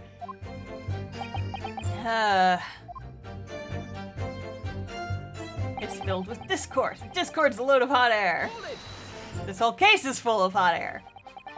It would be kind of catastrophe if they fell to the ground for any reason, I think. On that note, Mr. Loon, tell me, what is it that keeps these balloons in the sky? Are you an idiota? Sorry? That is like asking, why does a candle burn bright? It burns bright because it burns bright. And the balloon flies because it flies. What else? That must be Italian for I don't know. There are 2 types of flying balloons, hot air balloons and gas balloons. Hot air balloons work on the principle of hot air being less dense than cold air, whereas gas balloons derive their lift by using a gas that is lighter than air. I see, and my balloons are filled with the magic gas, I believe. Hydrogen. Lighter than air, but it's highly explosive. Good lord. I do not permit smoking of the cigarettes in any of my balloons. The magic gas does not like fire. Even a small spark of static electricity could cause the entire balloon to explode. What is the matter with you, signor? All that comes out of your mouth is explosione, explosione. I tell you, my balloons are perfectly safe. They have to be, or I cannot eat. None of my balloons exploded that day, I'm completely sure. But if you still say that is what happened, you must show me the proof. Alright, so Mr. Loon had 3 balloons in the air that day. If none of them were damaged, then what was the one that exploded? A secret 4th balloon from a rival company? No. God damn it! No, I already pressed it! Damn it! I pressed the wrong button. Just fast forward, fast forwarding, fast forwarding. Fast forwarding, gonna take a drink while we fast forward.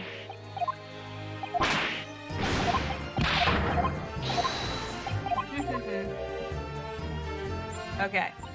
Hold it!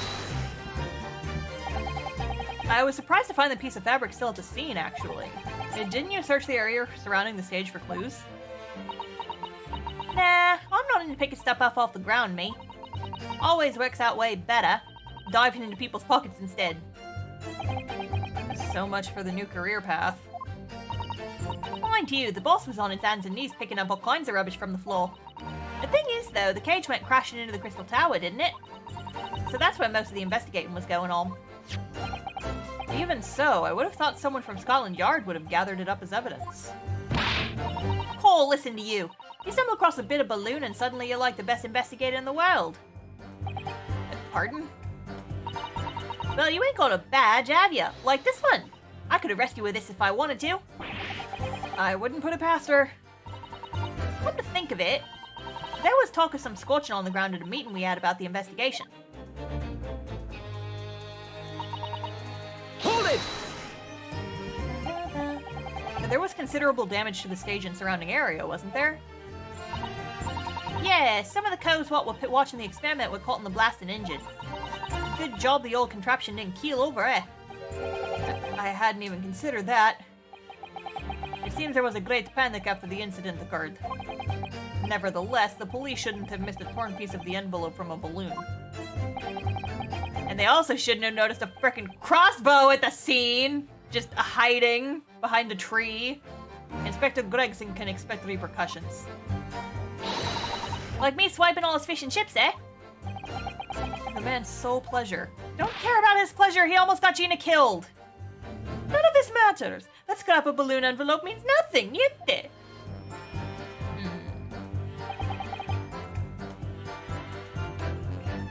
Okay, so we've pressed everything now.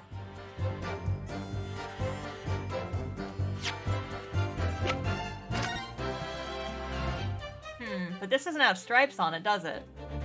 You'd be able to see stripes and it has no stripes. I'm gonna save real quick though. I'm just gonna save real quick though. I'm gonna save real quick though. Gonna save real quick though. Gonna save real quick though. Real quick save.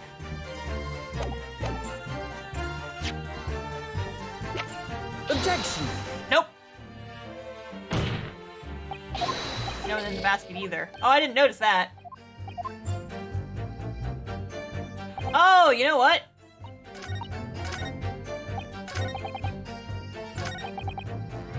All 3 balloons were carrying passengers. But there's not anybody in that one, is there? Objection! There we go. Unfortunately, the photograph Mr. Gotts took can't tell us the color of the balloon. But it can tell us something else, something crucially important. What? It shows that the pictured balloon wasn't carrying any passengers. Ah, my goodness, you're right. But surely all the balloons would have been carrying passengers. There would be no sense in it otherwise. See, they have a pleasure for seeing the view. My balloons only fly with passengers. Which tells us that the pictured balloon isn't one of them. So, when the incident occurred that day, there was a 4th balloon in the skies above the experimentation stage. A mysterious green balloon.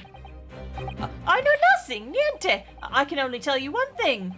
If this balloon was not carrying passengers, then it was not one of mine. Secret government spy balloons. Objection! There are illegal tradesmen everywhere you care to look. Clearly one such entrepreneur decided to capitalize on the opportunity presented by the Great Exhibition, and managed to operate the balloon flights on Mr. Loon's patch without him realizing. See, the competizione, trying to steal my profits. I did not notice because of the experimento that went on wrong on the stage.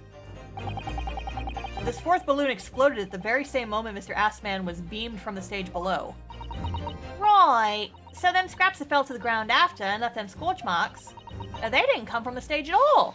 It was bits of the balloon raining down. But because no one was in it, didn't get no attention. A mysterious 4th balloon carrying no passengers silently floating over the experimentation stage. Objection! This photograph shows us nothing more. A stray balloon carrying no one and operated by some rogue trader. Clearly it has nothing to do with the case.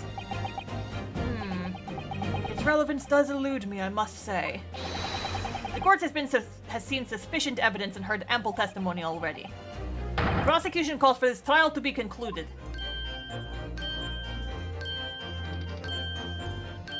How many corns does that child have? Really? We've really got to the truth yet? No. I can't let this opportunity slip away. The jurors' minds are made up, and not in our favor. What else can this photograph tell us? Is there nothing more we can learn from it? Objection! Ladies and gentlemen of the jury, wait. Please don't give your decisions yet. The photograph from Mr. Gotts may well be hiding one more vital clue. What was that? A vital clue? Objection! What was that voice? We're well past the point of mere possibilities. It's time for definitives now, so tell the court. What exactly does this alleged clue in the photograph prove? Cause of the explosion. Obviously, there's a big freaking firebolt headed straight towards it. We can reasonably assume that the pictured balloon was destroyed in the searing heat of the explosion. Ja, that's right. Ja, it was not my fault. Evidently. Because the birdcage from the kinesis machine materialized in the sky where it has been flying. And the balloon, being filled with flammable hydrogen, instantly and explosively ignited. Objection! No, that's not what happened. But it would appear that this photograph requires closer examination. Look at this photograph! Every time I do it makes me— oh god, it's right before a fiery explosion where people died. Ah! Counsel for the defense, you will highlight the location of this alleged clue in the photograph for the court. Of course, my lord. You look closely, it's plain enough to see. And what's shown is linked to another piece of evidence that we have, in a way that leads to an unbelievable conclusion. The clue that heavily suggests the real reason the balloon exploded is the freaking bolt flying straight towards it, perhaps? Oh, I thought it was— Take that! The timing of this photograph can only be described as miraculous. If you look, you'll notice there's a bright white line that appears to head directly toward the balloon. Most likely a ray of light caused incidentally on the film. I'm afraid I can see nothing of the sort. You can't? It's right there, guys. Open those big, beautiful eyes of yours. If you look with a magnifying glass, my lord, it becomes clear what the nature of this bright line really is. Goodness, what is that? Undeniably some flash of light, yes. Oh, golly. Do you think it might be lightning? But it couldn't have been a finer day. I believe we may be looking at fire. A bolt of fire heading straight for the balloon, like an arrow. Indeed, even to my aging eyes it would appear to be a flame of some sort. My word, are you suggesting this flame struck the hydrogen gas that filled the balloon? Objection! That's absurd. The balloon would have been 60 feet above the ground at the time. No flame could possibly have reached such a height. Objection! Actually, it's my opinion that a particular piece of evidence found at the scene reveals how it is exactly what did happen. What evidence? If such evidence exists, counsel, then for goodness' sake, present it, man! Which evidence explains this mysterious streak of flame that appears to be headed directly for the balloon? Motherfucking crossbow, baby! This was found hidden at the foot of a small ornamental tree near the scene. Good lord, is that a crossbow? An arrow dipped in oil and set alight could have been shot from this weapon, sending a flaming arrow straight into the hydrogen-filled balloon. Are you suggesting that the crossbow was used too deliberately? Blimey, you're right. That streak of light in the photo looks like an arrow, doesn't it? Then, the esplosione of the balloon, it was very likely the result of a flaming arrow from this crossbow igniting the hydrogen gas inside it. No! I get wrecked, Vampworth. Order! Order! Counsel, this is an extraordinary supposition.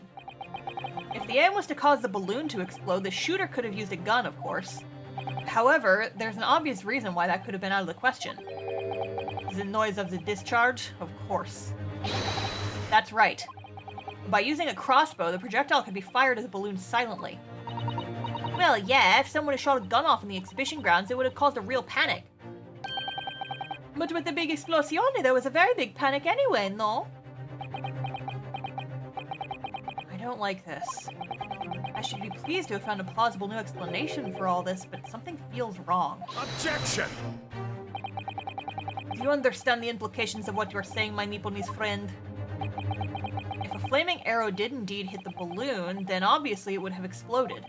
And if the birdcage appeared from the cloud of smoke that ensued... What? Wait a minute! What are you really saying here? I don't get it. Was the birdcage beamed up into the sky after all? Or what? My goodness me. Now I understand. That's what that sinking feeling is about. I think there's a good chance that the birdcage was actually concealed inside the balloon all along. What? Did I just hear that correctly, Counsel? There's no going back now. The horse is bolted.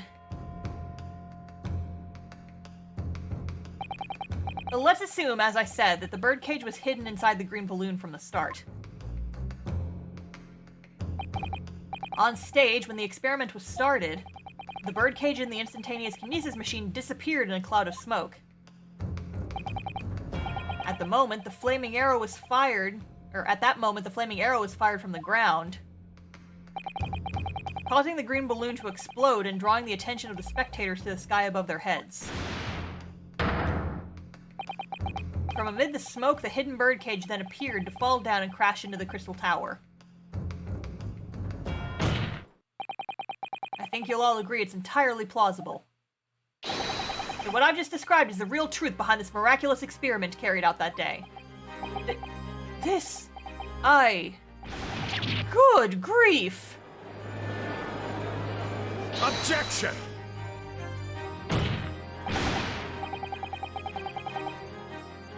This is ludicrous. What you've described is no science experiment. It's child's play, a contemptible display of stage magic. Both Mr. Sholmes and Iris said that the experiment was a scientific impossibility, in which case this is the only way to explain what happened that day.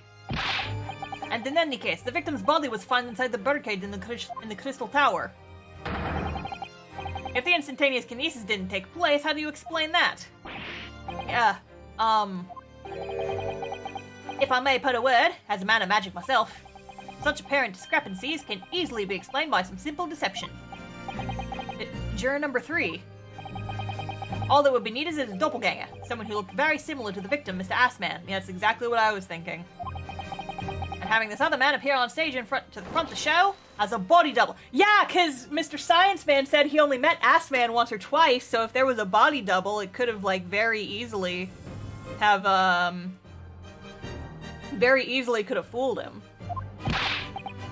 Yes, of course. So in fact, Mr. Assman must have been inside the birdcage that was concealed inside the balloon right from the start. Objection! That balloon would have been filled with hydrogen. Anything hidden inside it would have been scattered to the four winds when it exploded. No one would ever have embarked on such a risky venture. Not necessarily. The explosive force of the balloon gas would very much depend on the mixture ratio. Juror number 4. Flying balloons are rarely filled with pure hydrogen, but a mixture of other gases such as helium as well. I don't think Harebrain was in on it. I think this was all a ploy by the guy, by Assman, because he wanted the money. And Harebrain didn't know anything about it. I think this was all Assman, and he didn't tell, Science Boy, because he just like, you don't need to know, just go along with it. Helium on its own doesn't explode. By controlling the gas mixture ratio, the explosive force can be altered. The mixture ratio? Obviously, the victim's body would have suffered some burns. That would have been unavoidable. But not to such an extent as to render this whole obscene charade impossible. So everything that happened can be explained, logically and scientifically. The explosion that engulfed the stage at the start of the experiment was no accident. It was all part of an elaborate deception to make it appear that instantaneous kinesis had occurred. Well, goodness me. And if we accept that this is what happened, it means the victim, Mr. Assman, was never present on the public experimentation stage to begin with. Xanderkins, thank you for the raid! Welcome! We're trying to prove that a murder was a magic trick also? DTO Tomorrow, thank you for the sub! Welcome back! What's up? That means the victim, Mr. Assman, was never present on the public experimentation stage to begin with. In short, he couldn't have been killed by the defendant, who was on stage in full view the entire time. Ugh. I don't know. If I'm honest, I still have a really bad feeling. This is going way too well Something terrible is going to happen, and then we're going to have to disprove literally everything. This is feeling very justice for all, if you ask me. If you haven't played original Ace Attorney, there's a case in Game 2 of Ace Attorney where you spend the entire first day of court trying to prove one thing, and then find out, oh wait, shit, no, actually that's very bad, because that means that we're murder. That means that we get accused of murder. And then you spend the entire second day of the trial trying to disprove everything you spent in the first trial. It's fucky, and this is giving me war flashbacks. This is going far too smoothly. Something terrible is going to happen. This will be very hard for the prosecution to counter. Lord Van Zieks can't credibly maintain that Professor Harebrain is a suspect now. Whomst? Yeah, I figured. Mr. Naruhodo, I appreciate your efforts. Thank you. Professor? But you can stop now. Just keep your mouth shut, please. Sorry? What's all this about, Mr. Harebrain?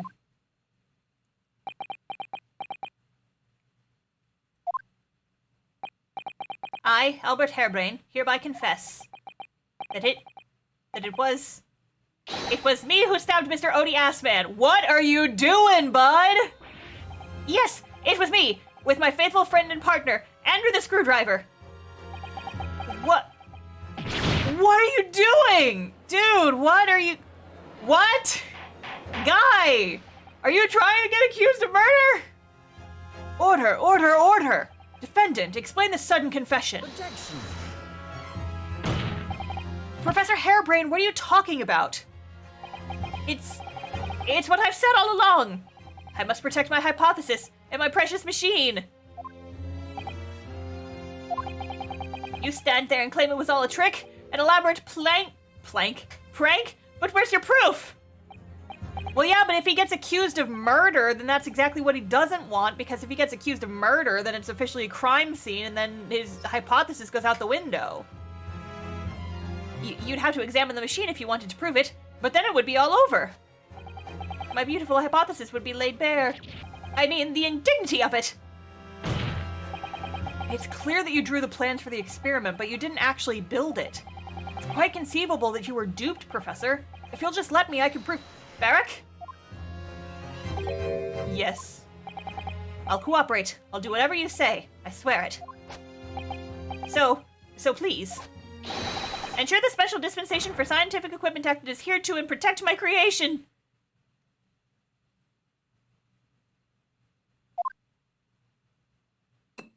Gonna need a fucking bottle of wine for this one.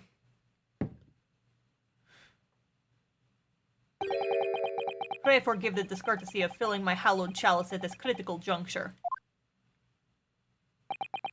Here's to my learned Nipponese friend. What?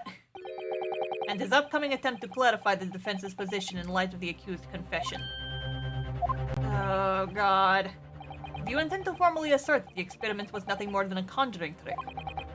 Because the moment you do, the Special Dispensation for Scientific Equipment Act that protects the professor's invention will cease to apply.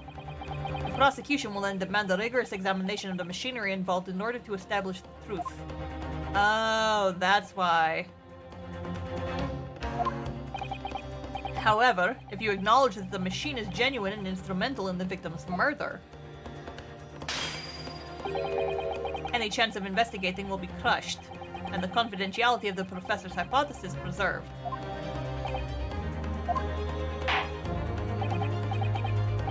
Well, counsel, what is the defense's official position on this matter? Professor Harebrain, my client, actually asked of me, was to prove that the explosion on stage was an accident and protect the secrecy of his hypothesis. There's no way to do that without implying the professor's guilt. Do I protect my client's life by asserting his innocence, or do I uphold my client's request to see him condemned? Either way, I can't avoid betraying his trust. You've been silent long enough. Isn't talking your trade, my learned friend? Or has all knowledge of English escaped your confused Nipponese mind? Yeah, there's the fucking face. God. Mr. Naruhodo! There's no escape here. I have to make a choice. It's an impossible one. I have to give up on something, but what?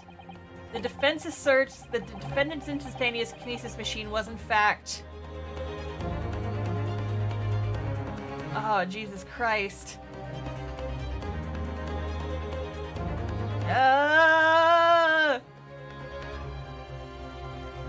I mean, if he's the murderer, he dies, and that sucks.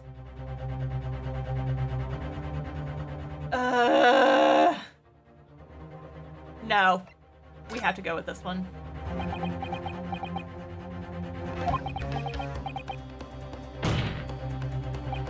Yeah. No, I can't say it.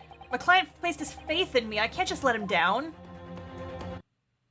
What must I give up on is not the question you have to ask yourself here. Who is that? It's what can I protect? Susanoo! Baby girl! What are you doing here? Baby! Susanoo-san! But what are you... Hiya! Oh, gee, right in the middle of the fucking courthouse! God, my first Susanoo takedown in 6 months. There'll be time to talk later, Mr. Naruhodo. For now, we must concentrate on the task at hand. Which is working out not what I have to give up on, but what I can protect. Okay, he just gets back up. Get back up, bud. Professor Harebrain. Yes? Yesterday you told me that science is the pursuit of truth. Well, my job is to pursue the truth too. Yes, of course. Okay. Oh, this music is fucking great. Listen to it for a minute.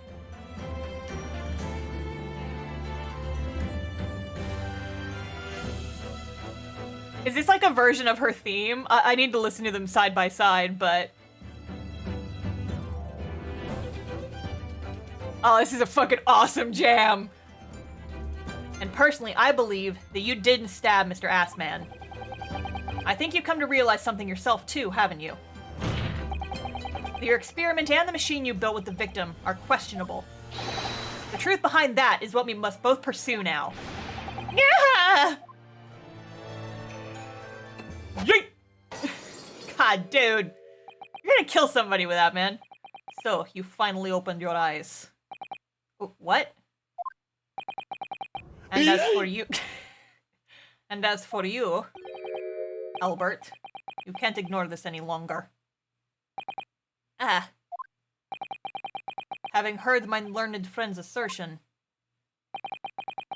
don't you have something to say? Barrick! Lord Van Zeeks. Gosh, I've never heard him speak that way before. Got a soft spot for your professor friend there, Mr. Von Zoinks? A little bit? In truth, there is one thing. Something I've remembered that's of relevance. What? On the day it happened, just before I began the experiment, I saw a man near the stage. A man holding that crossbow. I beg your pardon? Professor! Did the man have any distinguishing features? What did he look like? Tall? Taller than me. And thin? Thinner than me. Straight hair? Straighter and whiter than mine. Let me see. One less lens than me, too. A monocle. A rather stylish black monocle. But one thing in particular will help to positively identify the man. You see, I know him very well. After all, he's the engineer who built my invention. Oh? A whoa? What? He built the machine? That's right. Mr. Assman introduced him to me 1 year ago. He's a man who goes by the name of Enoch Drebber. There's a pun there. Enoch and chat, figure it out. I'm gonna keep playing. Enoch Drebber? And does this name mean something? Members of the jury seem flustered. Apparently Sherlock Holmes' name. Ah, okay. Not a name any scientist wishes to hear. That man's an abomination. Not a name any conjurer wishes to hear either. Who on earth is he? I'm afraid this isn't the first tale of this nature that I've heard in scientific circles in connection with that name. There's talk of other flamboyant experiments that turn out to be nothing but stage trickery in the end. Obviously, the rascal is after the government's research grant money. I fucking knew it! I knew it! When magicians are in need of money, I have heard of them resorting to these underhanded tactics. Some acquaintances of mine with experience of such things have mentioned Enoch Drebber's name before. The man is both an engineer and a magician. Yes, we're dealing with an unparalleled confidence trickster here. That's Enoch Drebber for you. Interesting. What a twist. He's still just fucking shuffling away up there.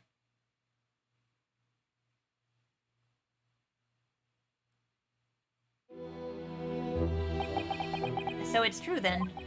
My invention, my great machine, it was just a grand illusion? Considering what we've just heard about Mr. Drebber's character, I'm sorry to say that sounds increasingly likely. Even though no one else believed it, I wanted to. I wanted to believe that machine could function exactly as my hypothesis predicted. Which is why you were so opposed to it being investigated, I presume. I knew that if the machine was examined in detail, its construction would give away my hypothesis. Obviously, I didn't want that to happen.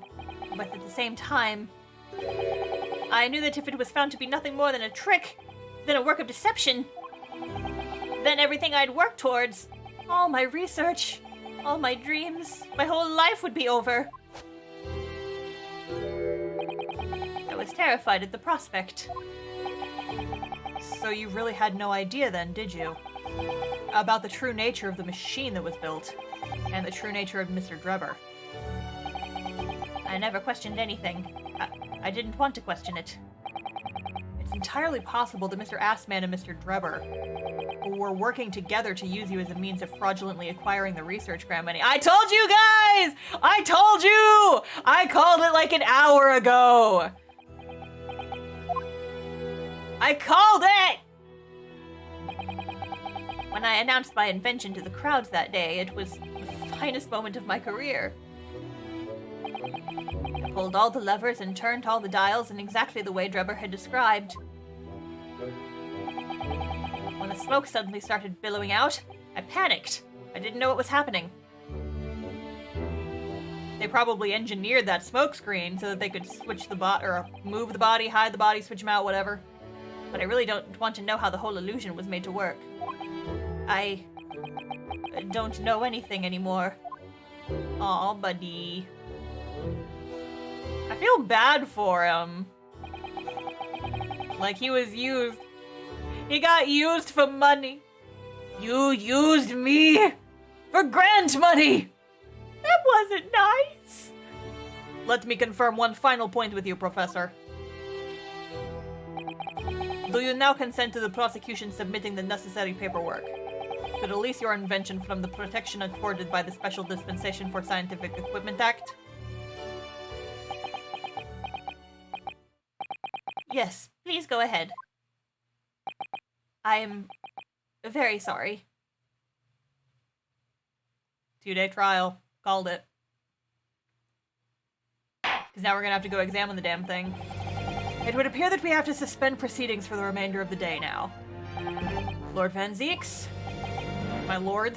The court has newly been made aware of another party whose involvement in this matter is critical.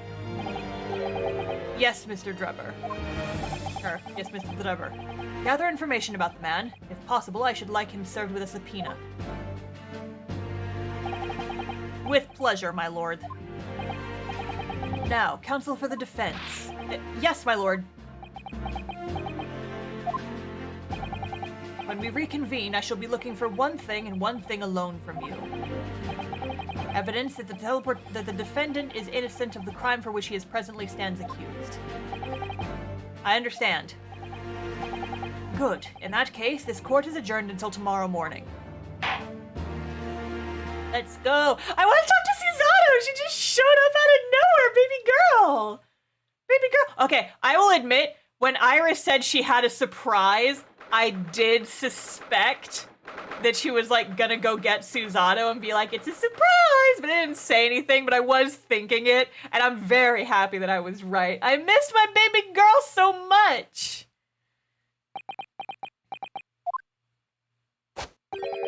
Mr. Naruhodo. Yes? I'm so sorry. I was wrong. You were right. I tricked you. You trusted me. I dragged you into my mess.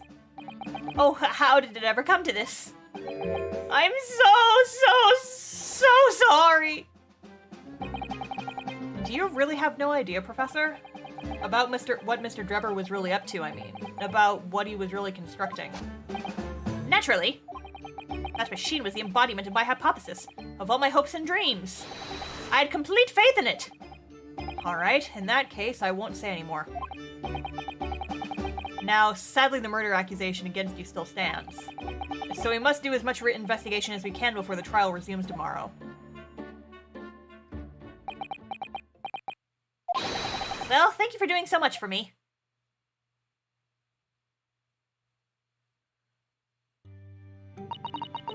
I'm so sorry for arriving late this morning, Mr. Naruhodo. Arriving late? Didn't you receive my postcard? I wanted to let you know when I'd arrive. Postcard? What postcard? I hid it from you, Rimno, so it would be a surprise. Knew it. Iris, you cheeky little... Well, did it work? I was surprised, alright, especially when she threw me to the ground in the middle of court. Oh dear, I'm so sorry. I was just so happy to see you again that it sort of slipped out. Maybe we could stick to more traditional displays of emotion in the future? Susie's train was late into London Victoria this morning, you see. But we made the coachman really whip the horses hard so she didn't miss the whole trial. I was watching from the gallery for a while, but in the end, I'm afraid I couldn't contain myself. Well, I'm glad you didn't. Oh! Having you at my side in court gives me the strength I need to win. So, I'm delighted to see you back in London. Oh, you're too kind, Mr. Naruhodo. I'm delighted to be here. I hope I can continue to be of service to you. I just got the happy chills. I love her so much. I missed you, baby girl. Of course. So, what's brought you back? Did Professor Mikotoba not protest? Let's save all that conversation for when we're back at home, shall we? You know I've made one of my most special blends ever for this special occasion. Oh, Iris, how wonderful! I can't wait. I'm so glad she's back. I missed her so much. I missed our hot cousin Ryutaro. Susanoo-san was back in London. It's hard to describe how happy that made me feel at the time, but despite my elation, our tale was about to take yet another extraordinary turn. What's gonna happen? Well, guess what, punks? We still got another hour left of this stream, baby! We're not fucking stopping here! Let's go! Keep this fucking crazy train moving. Yahoo! Let's fucking go. Let's fucking go! What's gonna happen next?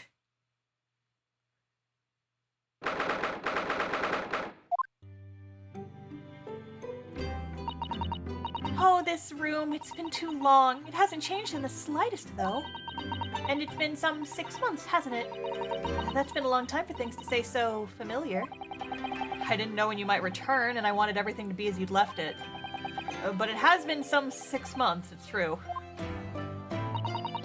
So is your father all right, Susie? What happened? My father? Yes, Professor Mikotoba. I mean, it was half a year ago, but that's why you went back to Japan. Because of the telegram you received saying you'd fallen ill with a very high fever for some unknown reason. That's right. So I was surprised to learn you'd be coming back so soon. Hecklock, thank you for the follow. Welcome to the stream squad. Surprised but happy.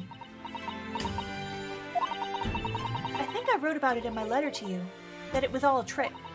My father is in fine health, and I'm obviously very relieved about that. Well, we're all delighted to have you back.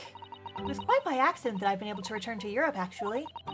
It's because of a very grand conference called the International Forensic Science Symposium. The International Forensic... That's the same symposium Lord Strongheart mentioned. Anyway, I've arrived safe and sound, and all that matters is that I'm here now. After all, I haven't fulfilled my promise to you, Iris. Oh! Oh yeah, that. You must tell us everything that happened while you were back in Japan. Yes, of course I shall. And there's one other thing. Something you wrote in your letter that particularly grabbed my attention. About you-know-who. About Kazuma. I know. I'll tell you all that I can. Tell me things, girl! When I first arrived back in Japan, I really thought I'd never be allowed to return to Britain. But curiously, after that awful trial at the Supreme Court, Father's mood changed entirely. That awful trial? Oh, yes. For the murder of Giselle Brett. Oh, you dressed as a man then, didn't you, Susie? Oh, well, yes. Since women are forbidden in the courtroom, I had no choice. Wow, amazing! I wish I'd seen it. Don't you, Runo? Yes, I suppose so. I want to play at being a lawyer now. I could wear false mustache, maybe. I don't think any mustache could hide the fact that you're just 10 years old, Iris. I think you'd just be a very short lawyer man. There's something else I've been wanting to ask you, Miss Susato. It's about the real reason why Professor Mikotoba summoned you back to Japan. You said it in your letter that had something to do with the convict's loot we found in Mr. Natsume's lodgings. That's right. Very large dog collar we found with the bee emblem on it. Seems Mr. Natsume included a drawing of the collar in the report he submitted about his time in Britain. I understand that when Father saw the report, he turned as white as a sheet. Why would that be, then? Father came to Britain himself, of course, to study. It was some time ago now, but he stayed for 6 years. I can only imagine that something must have happened during that time. But if he refuses to tell me what it was, then I intend to find the answers for myself. And I've decided that I, for one, won't keep any more secrets. Uh-oh. Oh, Susie! That's a very meaningful look Susato-san's giving Iris there. Uh-oh, are we having this conversation right now? Oh geez, I'm worried. Lord Strongheart mentioned something about that symposium, too. I think he said that investigative authorities from 40 different countries would attend. Yes, and from Japan, my father and Judge Jikoku have been invited. It's something of an honor, I believe.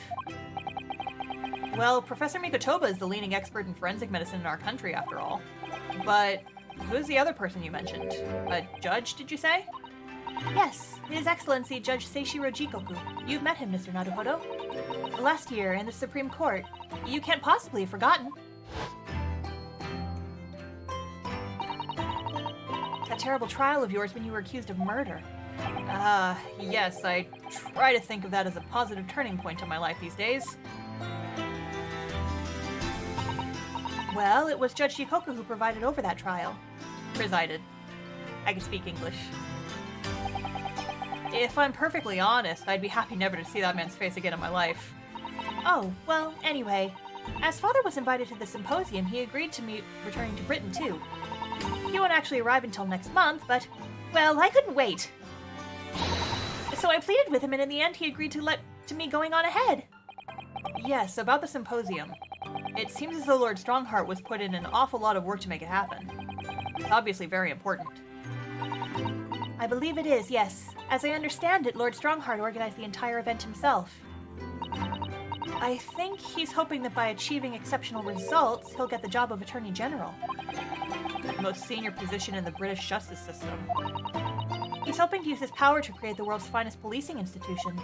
But that's what Father said, anyway. Apparently, it's Lord Strongheart's lifelong ambition. Does Professor Mikotoba know Lord Strongheart personally, then, I wonder? Actually, Lord Strongheart gave me a long speech about this very subject only yesterday. But I sort of lost the will to live early on and didn't really listen to much of it. Good lord. How trying for you. We're just inching closer and closer to that elephant in the room there. I want to hear about Kazuma, but I want to hear about everything else too. Giselle Brett. The woman whose unforgivable action ended in me being wrongly accused of a crime I didn't commit. The murder of Dr. John H. Wilson. Yes, Giselle Brett. That's a name I won't forget for as long as I live. The extraordinary thing is, though, it seems it's a name we should all forget. Sorry? Since the incident, our government's intelligence services have been investigating Miss Brett. But it turns out that an Englishwoman by the name of Giselle Brett didn't actually exist. Oh? It didn't exist? But how can that be? It was a pseudonym. Her real name was Shin. That's the fourth person from the freaking secret government telegram! Oh, fuck! It was a pseudonym. Her real name was Shin, and she wasn't a visiting student either. That was a front. A front? Who on earth was she then? Miss A. Shin. Her real name is literally all our intelligence services have been able to ascertain about her. She's from the secret government call-out post! Holy shit! No one knows why or even how she came to be in Japan. It's a complete mystery. But that makes no sense. It's no easy task to be accepted as a foreign student anywhere. What could the woman have been up to? I'm afraid I really don't know. The only thing we can be so sure of is that she had some business in our country that we don't yet understand. And now she has been killed, while all the questions surrounding her existence remain unanswered. I'm afraid so. A. Shin. Who on earth was she? And why do I feel as though I've heard that name before somewhere? Secret government call-out post! It's from the secret government call-out post! Holy shit, we finally know who our fourth was! Okay. Here we go. I'm very scared about what's about to happen. After my friend Ray's trial, the reporter who actually killed Miss Brett said something very strange. I know the truth! I know you had a hand in what went on. That visiting student's fate. Nobody here in Japan knows anything about it. They don't know the guy never made it to England, that he died on that steamship. And they'll never... Obviously, I couldn't ask him to elaborate at the time. But later, I visited the man in his prison cell and asked him what he was going to say about Kazuma-sama. Yes, what did he say? Holy shit. And what did you learn? After he died on the voyage to Great Britain, his body should have been unladen at the port of Hong Kong and passed into the care of the consulate staff there. But it wasn't? Should have been? Well, it turns out that his body never arrived. It just disappeared. Holy shit! Kazuma's alive! Oh my god! What? Kazuma's body vanished? Our government tried to cover the fact up, it seems. They erected a grave on the cliffs by our hometown. Except Kazuma-sama isn't there. Holy fucking shit, I knew it! Did Professor Mikotoba know about this? Yes, it would seem that he did. But he didn't tell me. They're still investigating what happened to Kazuma-sama's body as we speak. I just don't believe it. And what is this acute feeling of apprehension I have all of a sudden? Holy shit, you guys! Thinking back now, some of the things that happened on the SS Burya were definitely strange. Hang on, one second. It's getting dark in here because the sun's going down. Turn my lamp on. Okay, there we go. Some of the things that happened on the SS Burya gaze were definitely strange. I mean, after he died, we never saw his body again, did we? We didn't! And I mentioned that last time! No one knows how to check a pulse in this game! Could it be that he's actually still alive? Stop it, Mr. Naruhodo. It's too much to bear. I'm sorry, I didn't mean to. Just thinking about the possibility pains me. So very much. Cast your mind back for a moment, Mr. Naruhodo. When Kazuma-sama was discovered, Mr. Sholmes was there, wasn't he? And he definitely examined the body. I remember it clearly. You're right. So if Kazuma hadn't actually been dead at all, it would mean that Mr. Sholmes had lied to him. Yeah! Means that Mr. Sholmes had lied to us. There's no reason why he would possibly done such a thing. I suppose that's true, yes. Oh. My phone's running low on batteries. Hold on, I gotta plug her in real fast. Oops. Uh-oh. Oops. Uh-oh. Oops. Uh-oh. Oops. Uh-oh. Ha ha ha ha. 1 second. Oh, goddamn. Hold on.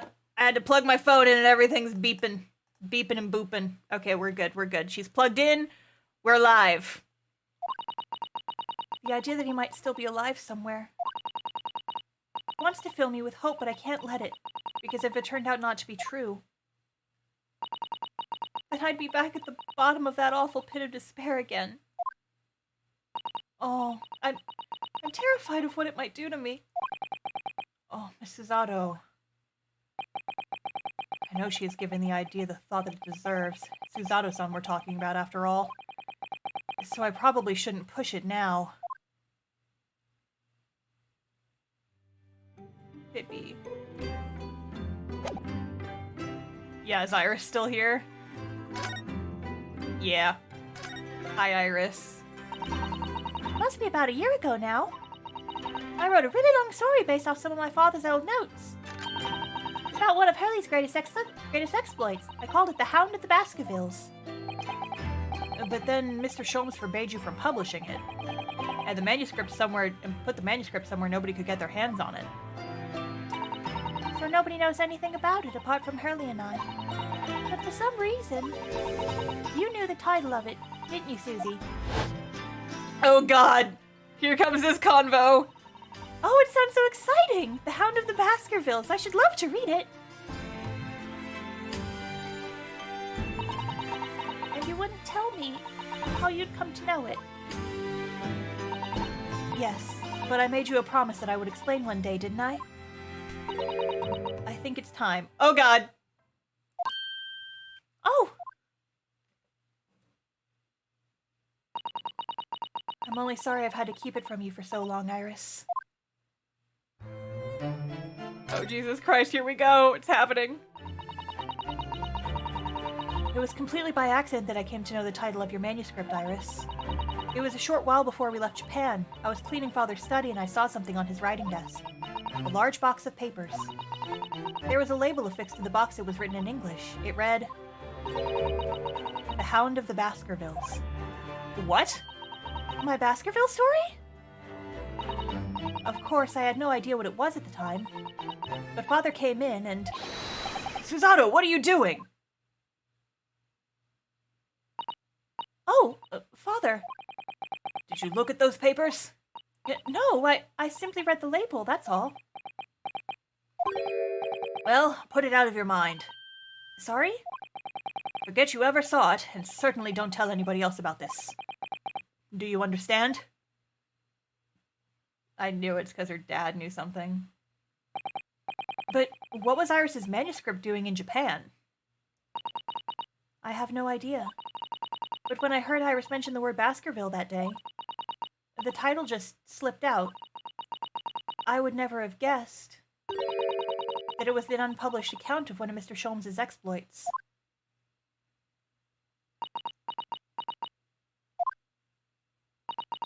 When I returned to Japan, I asked Father to explain, but he refused to answer any of my questions, and there was no sign of the big box in his office.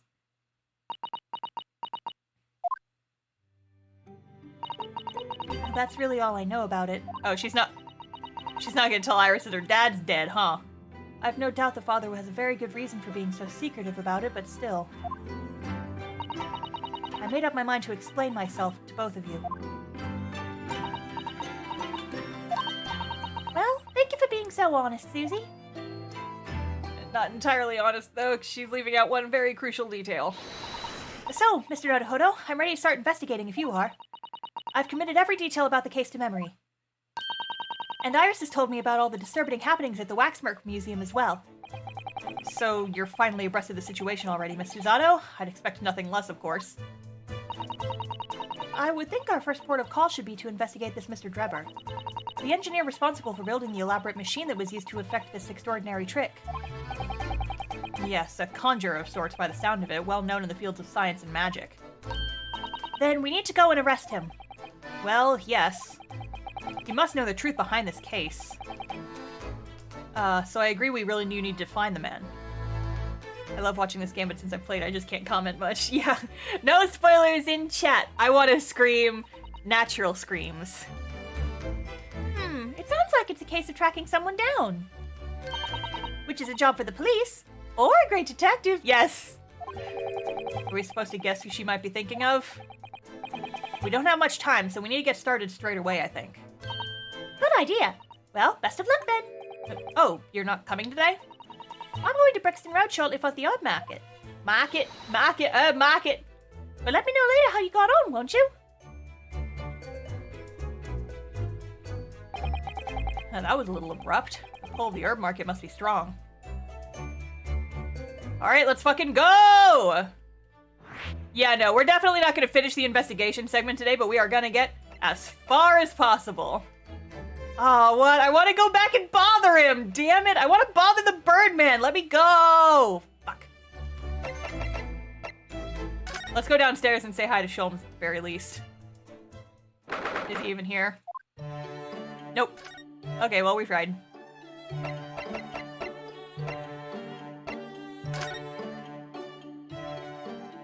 Listen, we're not going to finish this investigation portion today. But I'm going to get as far as I can. And then we can finish next time. Dog! Dog! Dog! Puppo! Puppo dog! Puppy dog! I had no idea there were so many people in the world. I know what you mean. It's really packed here today. It feels as though it's taken us 2 hours just to make our way through the crowds to this point. Has it? I shut my brain down, so I didn't really notice, to be honest. Gosh, I do wish I had your absence of mind sometimes, Mr. Naruhodo. There you are. I had a feeling you lot would show your mugs before long. Gina! Oh, you're not Gina. Get the fuck out of my face, Gregson. You're blocking the view. Oh, Inspector Gregson, I see you're hard at work as usual. Warm greetings to you. I do hope you've been keeping well since last we met. But what's with all the ceremony? We just saw each other in court this morning. Not you, Sunshine, the gentlewoman so loyally at your side. Oh. Why, thank you, Inspector. How good of you to notice. He might be a bit rough around the edges, but he's still a proper English gentleman at heart, I suppose. As you probably guessed, we were hoping to investigate the scene some more. Right. Well, that's the young trainee's domain. Oi! Get over here, Gina! Look at the pupper doggo! Look at the pupper doggo! She seems to be busy playing with a puppy. Probably giving it a traditional East End training. Gina? She's a police officer now? Oh, right, she didn't know. Amazing, isn't it? She's a good kid, actually. Heart's in the right place, anyway. She's got the detection bug, if you ask me. Yup, I think she'll follow in my footsteps nicely. Oh, what do you mean? I'm being transferred. It's time for me to say toodaloo to London. Oh, no, really? That's a bit sudden, isn't it? I had no idea. Good. Be gone. Be gone from my sight, fish and chips. Where are you going to be posted, then? We'll come along to see how you're getting along. Haha, not likely. But you're welcome to try. If you don't mind a trip to France, that is. To France? I'll be working in the Paris Police Prefecture. Should be right up my alley.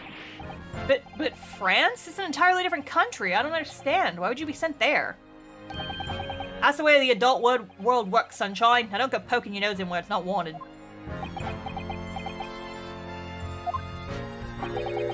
I'm intending to take the kid with me when I go. What?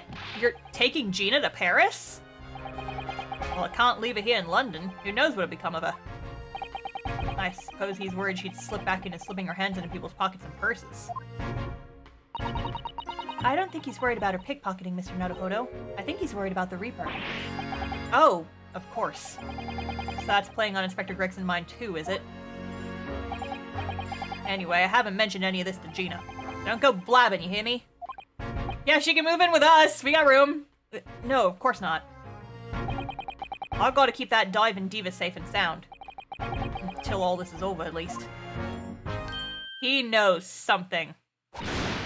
Like, we know he knows something, but he definitely knows something that he's not. He knows about some sort of conspiracy that's happening, and he doesn't want Gina caught up in it. He knows the secrets. Woo! Oi, did you just call me a bloomin' diving diva again? So you heard that, did you? Right, well, any questions about the scene you can put in my capable defense detective diva here. I'm gonna have a sip of my water real quick.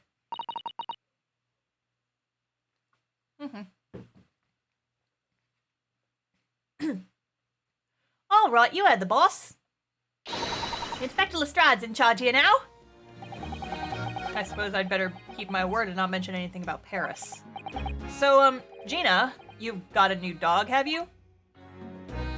Show us the bumper. Ah! Isn't he great?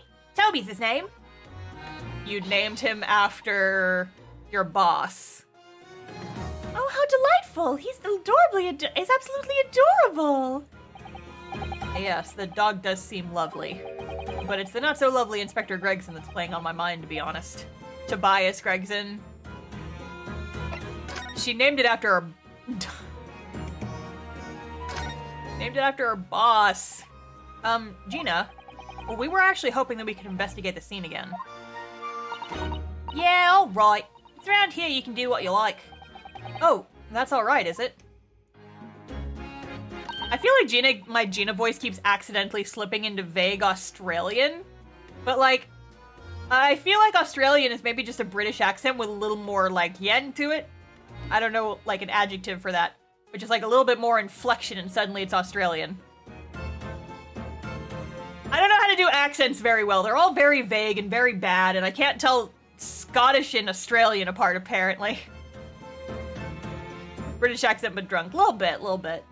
I also haven't heard that much Australia outside of, like, movies.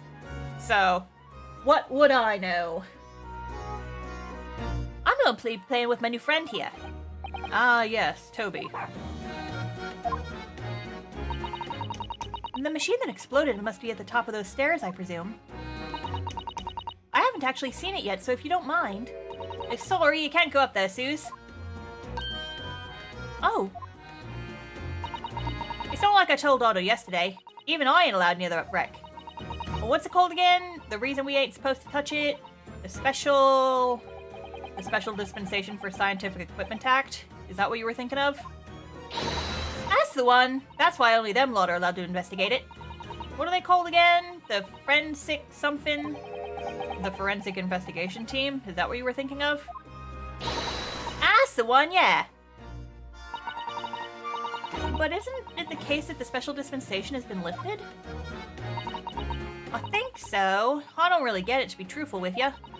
You're still supposed to get permission from some bigwig or other, as far as I know. What was his name again? Lord Strange something? I'm not sure that's quite right, Gina. I think you mean Lord Strongheart, perhaps. That's the one, yeah. Apparently he's always watching the time or something. So without Lord Strongheart's express permission, we can't investigate on the stage. Hey, real quick, I gotta go check something again. Hang on. I'm just gonna mute the mic real fast just to check. BRB.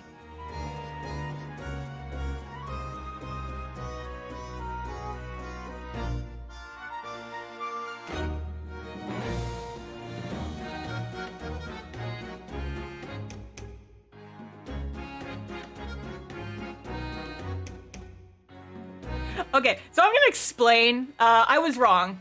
I'll explain to you guys really quick why I keep disappearing. So as you may have heard from previous streams, my poor little pupper doggo, she's getting old. She can't control her bladder as well as she used to. She is now on medication for it, but she still does sometimes have accidents in the house. And for that purpose, we have like the back corner of our kitchen where there's tile floor. We've put down a bunch of like little doggy potty pads. And so when she needs to do, on the occasion that she does end up having to do her business in the house, she knows to do it there, and then we can just clean it up real fast.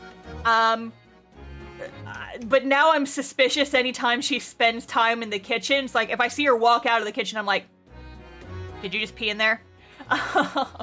Like, she knows to keep it on the pads, thankfully, so it's usually very, very easy to clean up, but you do have to clean it up, you know?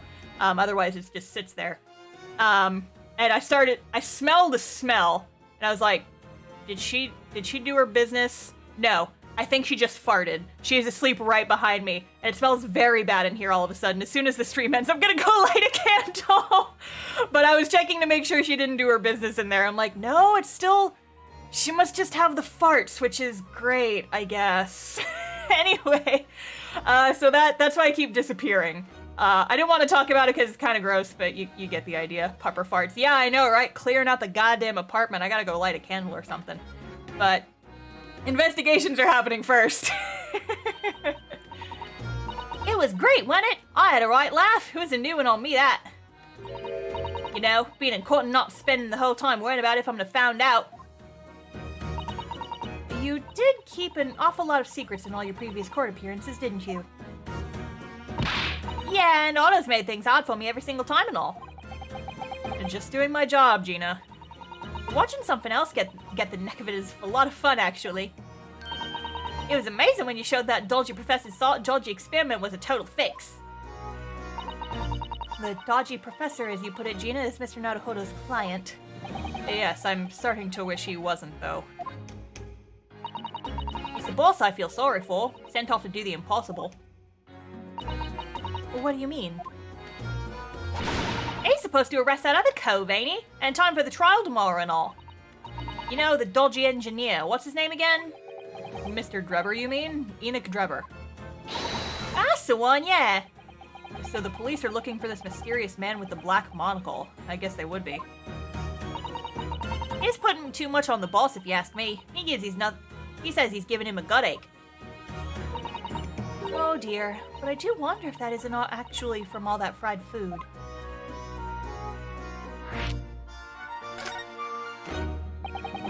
So Scotland Yard are trying to track down Mr. Enoch Drebber. I wonder if they've had any luck. He's really funny looking, but two eyes what don't match. Stole a glimpse of a picture of him earlier.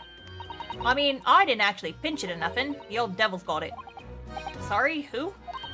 You know, that Scowling Reaper's what's always glugging down glasses of that blood red plonk. Oh, a reason to go see Mr. Reaper friend, you see. A reason to go visit him. Perhaps, maybe. Birdman? Ah, Lord Van Zeeks. He's always at it in for me, that cove. Don't know what he's always scowling about, mind. Probably would have been a pretty good boss as it goes. She'd rather be the Reaper's apprentice than a detective's trainee? The way I see it, the choice is between a chip-guzzling detective and a chalice-juggling demigod. You're equally badly off with both. I suppose you're right. I hadn't thought of it like that. Glad we put that one to bed. Anyway, the point is, everyone at the yard's dead set on finding the fishy engineer. There don't seem to be no clues to go on, so they're stuck. There's nothing that can lead us to Drebber at all? Toby the dog! Show him to me! Where'd you get that little mutt then, Gina? Oi! Don't be so flamin' rude, Otto. Slight overreaction, don't you think? He ain't no mud, alright? Toby's, how'd they put it? Adorable? Oh yeah, a bona fide detective. Sorry? I've given him a proper title and everything. It's Chief Inspector Toby to you. More senior than Inspector Gregson, is he? He deserves it. He's a very good boy. Oh, so he's a police dog, is he? The police recruit dogs now? I've heard that they're already being used officially in Germany as part of their city policing. They're used for chasing criminals and such like. They have a wonderful sense of smell after all. I have a fairly good sense of smell myself, as it happens. I can tell undergarments that have been freshly laundered from undergarments that haven't. Ryunosuke, sir. My boy. That's nothing compared to this little fellow, Otto. Oh, really? According to what the boss said, once Toby has got a good whiff of your drawers, he can chase that scent to the other side of the world. Oh, so he's Missile. What? To the other side of the world? You mean he can swim? Mr. Naruhodo, I think you may have missed the point by rather a wide margin. I just can't believe this little dog has such an incredible skill. Well, I'm telling you, Otto, there's more and more dogs doing their bit for the police in the future. Yes, I agree.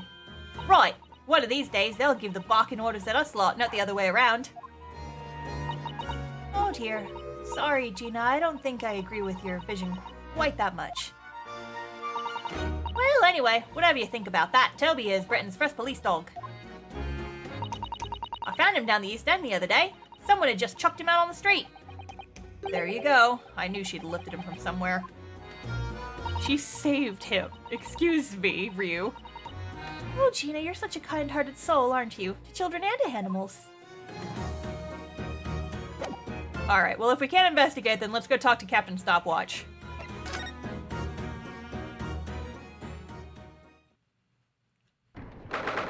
New character? She's on the cover of the game. I recognize her. Oh, who's that standing behind Lord Strongheart?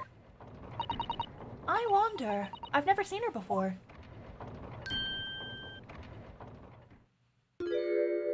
No, she's pretty. Quit blocking the view. Ah, the young champion of the court. You had some success this morning, I understand. And you've thrown the entire government into disarray as a result. Oh. You mean because of Professor Harebrain's experiment? Sham science being demonstrated at London's Great Exhibition. The country's been made to look foolish, and now politicians are scrambling to respond. Lord Van Zeeks is in Whitehall as we speak, giving an emergency briefing. Oh dear. I didn't mean to cause any trouble. None of this is your responsibility. The government is entirely to blame for having been taken in. The special dispensation that prevents investigation at the scene will be annulled later today. Once that happens, my forensic investigation team will move in and deal with that scrap metal in no time. It's scrap metal now, is it? Oh, who are you? Very intimidating, very scary. Needs a proper intimidating voice. Until later then, Lord Strongheart. Yes, thank you. Oh crap, I gave them the same voice. Oh well, I'll have a better one for her next time she shows up, maybe. Maybe I can make her vaguely Russian. Who is that?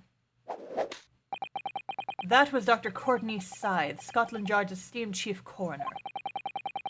She's leading the forensic investigation team's handling of this case. She was just delivering her report about the victim, in fact. Oh, I see. About Mr. Assman.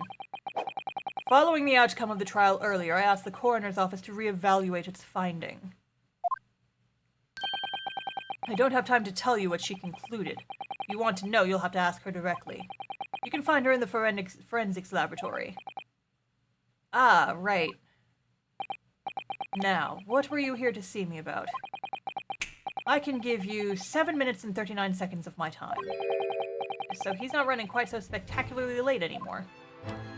He's fixed his schedule. Oh, not move. Damn it. Converse. What exactly is a forensic investigation team that you mentioned before? The British Empire's police force must become the most exemplary in the world. For that to happen, it's imperative that we embrace the forensic science and everything it has to offer. I first created the forensic investigation team a year ago now, unofficially of course, to pave the way. Goodness, a year ago? At next month's symposium, I intend to present the results of their work to the world. Once I do that, the House of Lords will be powerless to oppose the creation of a full-scale forensics division. And once that happens, the position of Chief of Attorney General will be mine, and criminals will suffer dearly. Well, what do you mean? For too long, those scoundrels have made a mockery of our legal system with false evidence and bribes. But London's scum is about to be rounded up and burnt in the fires of hell. I intend to see to it personally. By creating the finest police force the world has ever known, to protect our honor and the future. Look at those eyes. It means every word. Look at those birds. They're still in his office. Yes, I've named them. What's your point? Nothing. Dr. Scythe is an extremely reliable coroner. When I officially establish the forensics division at Scotland Yard, she will run it as my right-hand woman. Now then, speaking of the symposium, Miss Mikotoba. Oh, yes, my lord. Your father should be on the high seas as we speak, making his way here to represent the Empire of Japan. Yes, that's right. I understand he will arrive at the beginning of next month. Are you acquainted, Lord Strongheart? Oh, are you acquainted, Lord Strongheart? With Professor Mikotoba, I mean. It was many years ago now, but yes, I remember Dr. Mikotoba very well.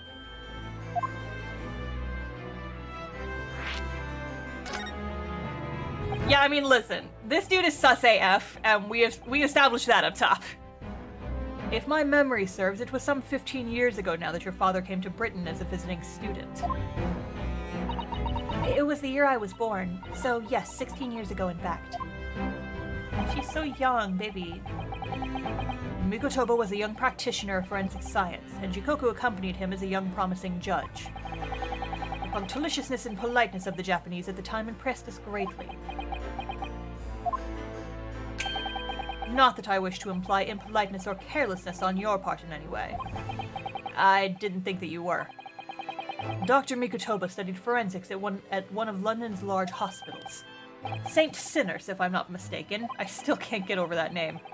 Dr. Scythe was also there then, as it happens. Then Dr. Scythe knows my father, does she?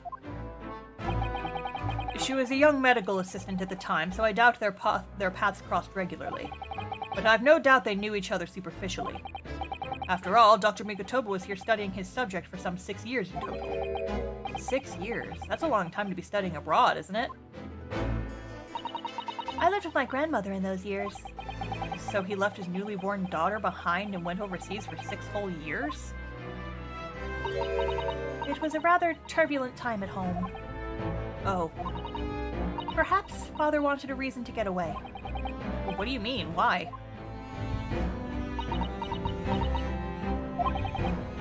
Well, clearly something was going on at the time.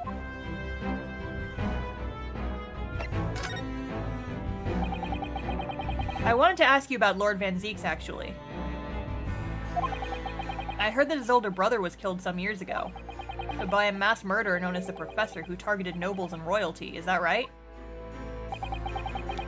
You Japanese are a thorough lot. You've done your research well. Yes. And you could say it was that very incident that gave rise to the Reaper. What? Why? When his brother, Clint Van Zeeks, was murdered. It was just after young Barrack had graduated from the University of London and become a prosecutor, when obvious criminals who managed to evade conviction in court started disappearing. Rumors quickly spread throughout the capital. Londoners started to say that wherever Barrack Van Zeeks went, the ghost of his dead brother wasn't far behind. Oh shit. Oh my word. So, Lord Van Zeeks isn't the Reaper. It's the ghost of his brother? Fuck. Ever since that time, he became a very aloof figure in London's legal circles.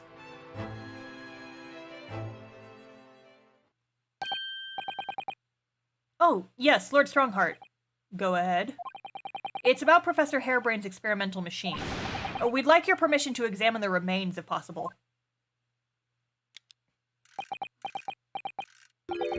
Are you well versed in science, then? And not in the slightest. In fact, you could say I was barely aware of the subject at all until recently. Well, the special dispensation legally preventing investigation of the machine is currently being annulled. Within a few hours, Dr. Scythe's teams of forensics experts will begin their own investigation. But I suppose until then, there's no harm in you looking at the wreckage, as long as you don't touch anything. As long as you touch nothing. Thank you! Being able to look at it is better than nothing.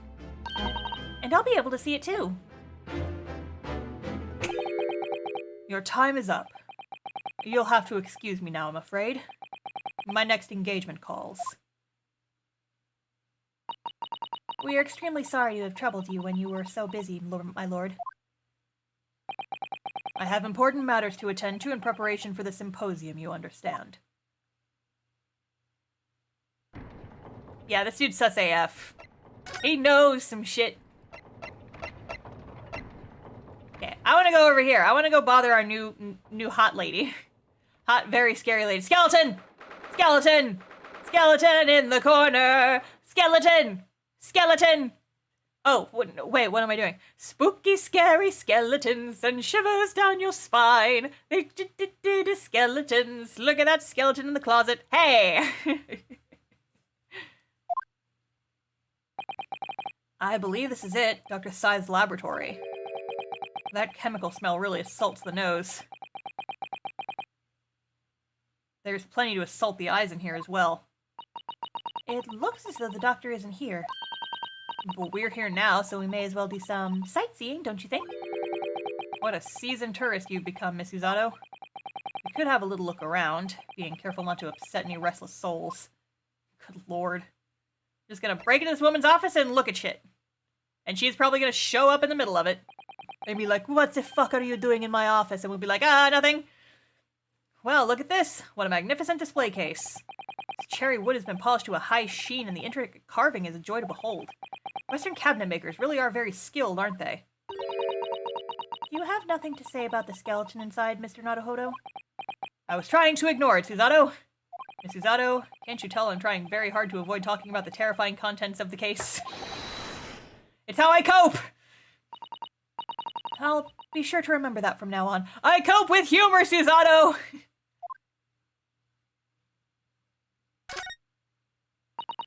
I suppose this is Dr. Scythe's desk. Ugh, I would not like to work in a place like this. It's very tidy, though, isn't it, Mr. Naruhodo? Imagine how efficiently she must work. And the lighting is poor, which is bad for the eyes, and the chemical smell can't be good for you. Not to mention the skeleton watching over you as you work, which is definitely bad for the nerves. Well, yes, those are valid concerns, I suppose. I can just about cope with a one-eyed Dodoma doll watching over me, but that's all. Look at the bottles on the shelves in these cabinets. What an assortment of chemicals. Those ones here are labeled highly toxic.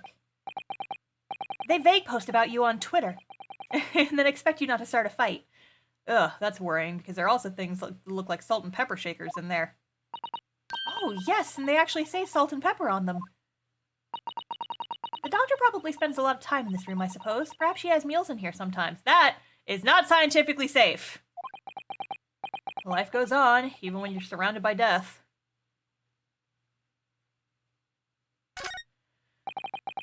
Table and a set of sharp tools. When you consider each in isolation, it all looks quite innocent.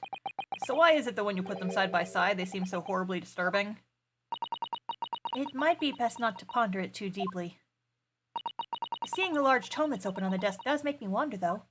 How could anybody concentrate on bookwork with this acrid odor of chemicals in the air? You'd either have to have a cast iron constitution or a really terrible sense of smell. I am the latter. Yours truly is the latter. I can still apparently smell dog farts, though.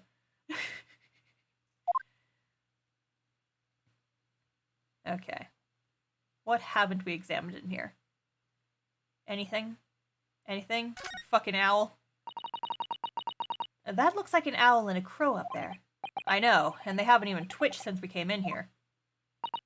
Well, no, they wouldn't have. They're taxidermy mounts, Mr. Naruhodo. Ugh, I was afraid you were gonna say that. I've been trying very hard to tell myself they're just sleeping with their eyes open. Yes, I think perhaps you were wise to put something like your Dodoma doll on display in the office instead. He's a little scaredy cat, my boy. Those large jars seem to have pale things floating around inside them. I suppose they're fruit liquors or something. Or like pickled umeboshi plums we make back home. Ah, Father had jars like that in his laboratory as well.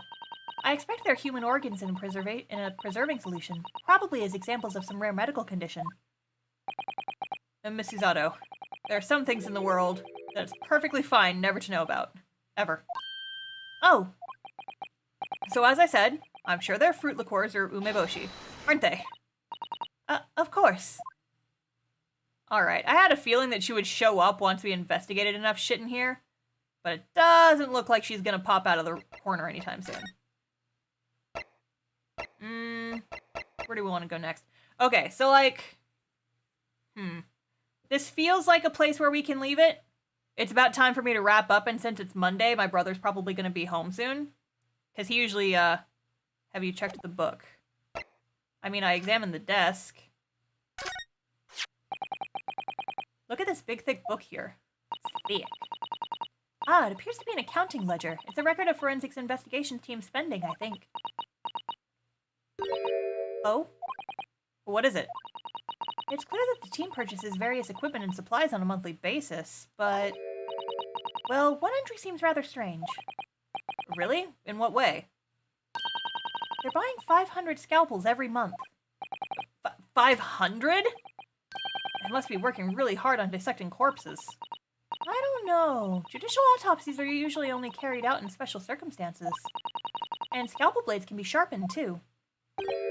It does seem a bit strange, you're right. 500 scalpels a month. What would they possibly be using all them for? Ah, there. What are you doing? Ah! There she is. Sorry, we had something we wanted to ask you, but you weren't here, so... So you thought you'd snoop around? That's acceptable to you people from the East, is it? Well, what do you want? Lord Strongheart told us, you see, that it was you who examined the victim's body. Mr. Assman's body, I believe. Yes, he had an ass and he was a man. What about it? So we came to ask you about your findings. On Lord Strongheart's advice. Oh, her music is very spoopy. Very well. If the Lord Chief Justice has given his consent, I'll tell you what our investigation revealed. But when we're done, you must leave immediately.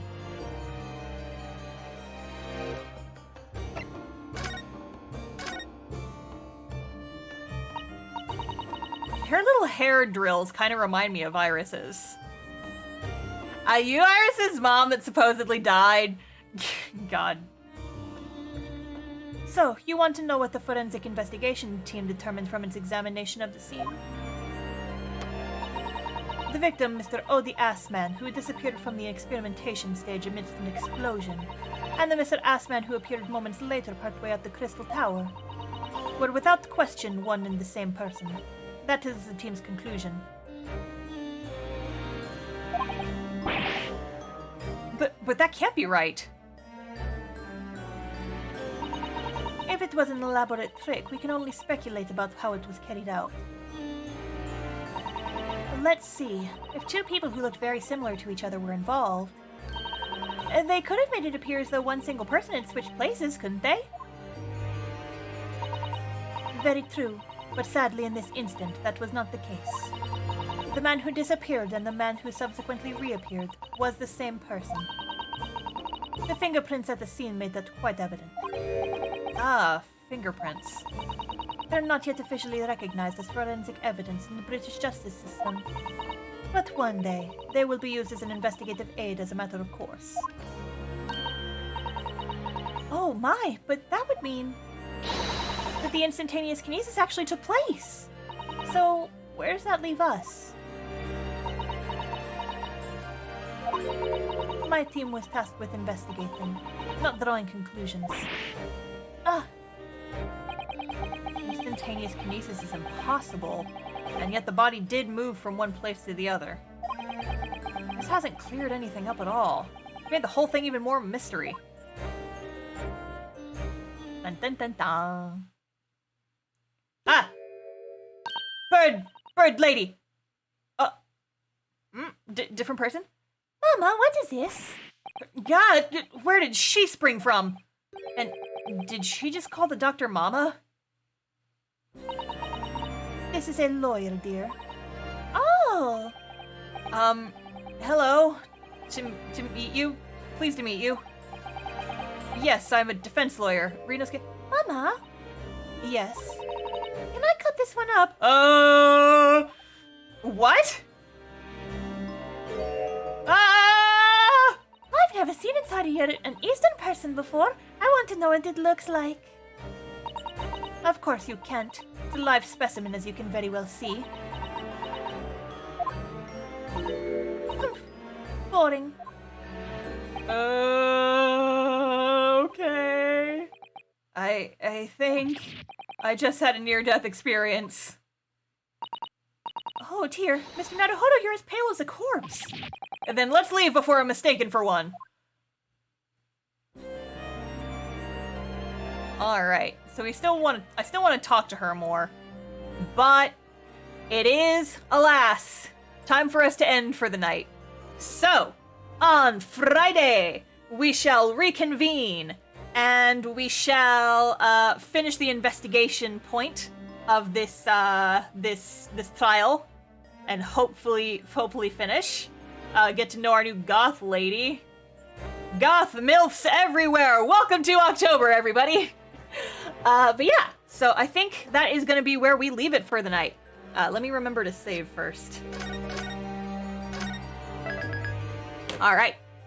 So, next time, we will rejoin! We shall go to the Wax Museum! We shall talk to the Hot MILF! We shall examine machined and stuff. We shall do all sorts of things next time on Friday. Friday, look forward to it. Alright, I'm going to activate the raid now. Oh, Spectus is streaming. What is she doing? What's she working on?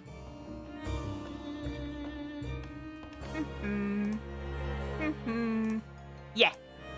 Alright, so we are going to raid a fellow VTuber friend of mine. Her name is Spectissa. She's raided us once before. She's very nice. I got to meet her at Sen Japan recently. Looks like she is working on a drawing right now, so everybody go say hi. Before I activate the raid... Can't see a raid countdown down here like I can on other streams. I haven't activated it yet, because I'm going to finish my shilling before I activate the raid this time. So, because people keep saying that my shilling gets cut off before I finish. So I'm going to shill first, and then turn the raid on. So, thank you guys for coming. If you are new here... Oh, that's right, we were going to Google something! Hang on. A with umlaut.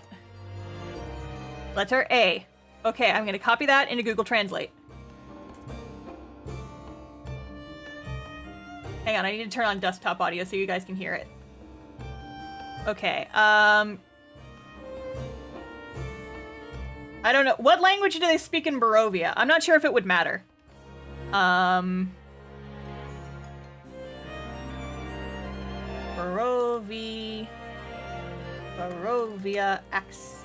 language.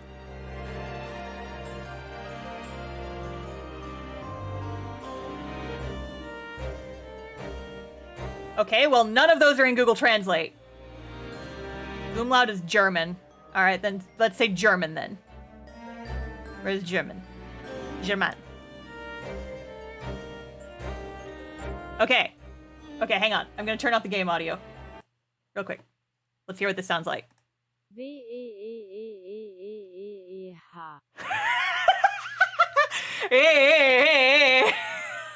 one more time.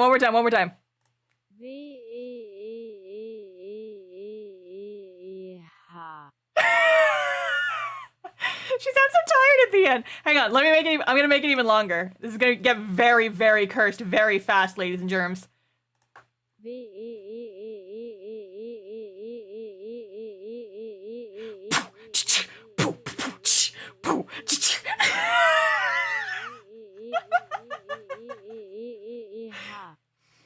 Drop the bass. Amazing. Amazing. Amazing. All right.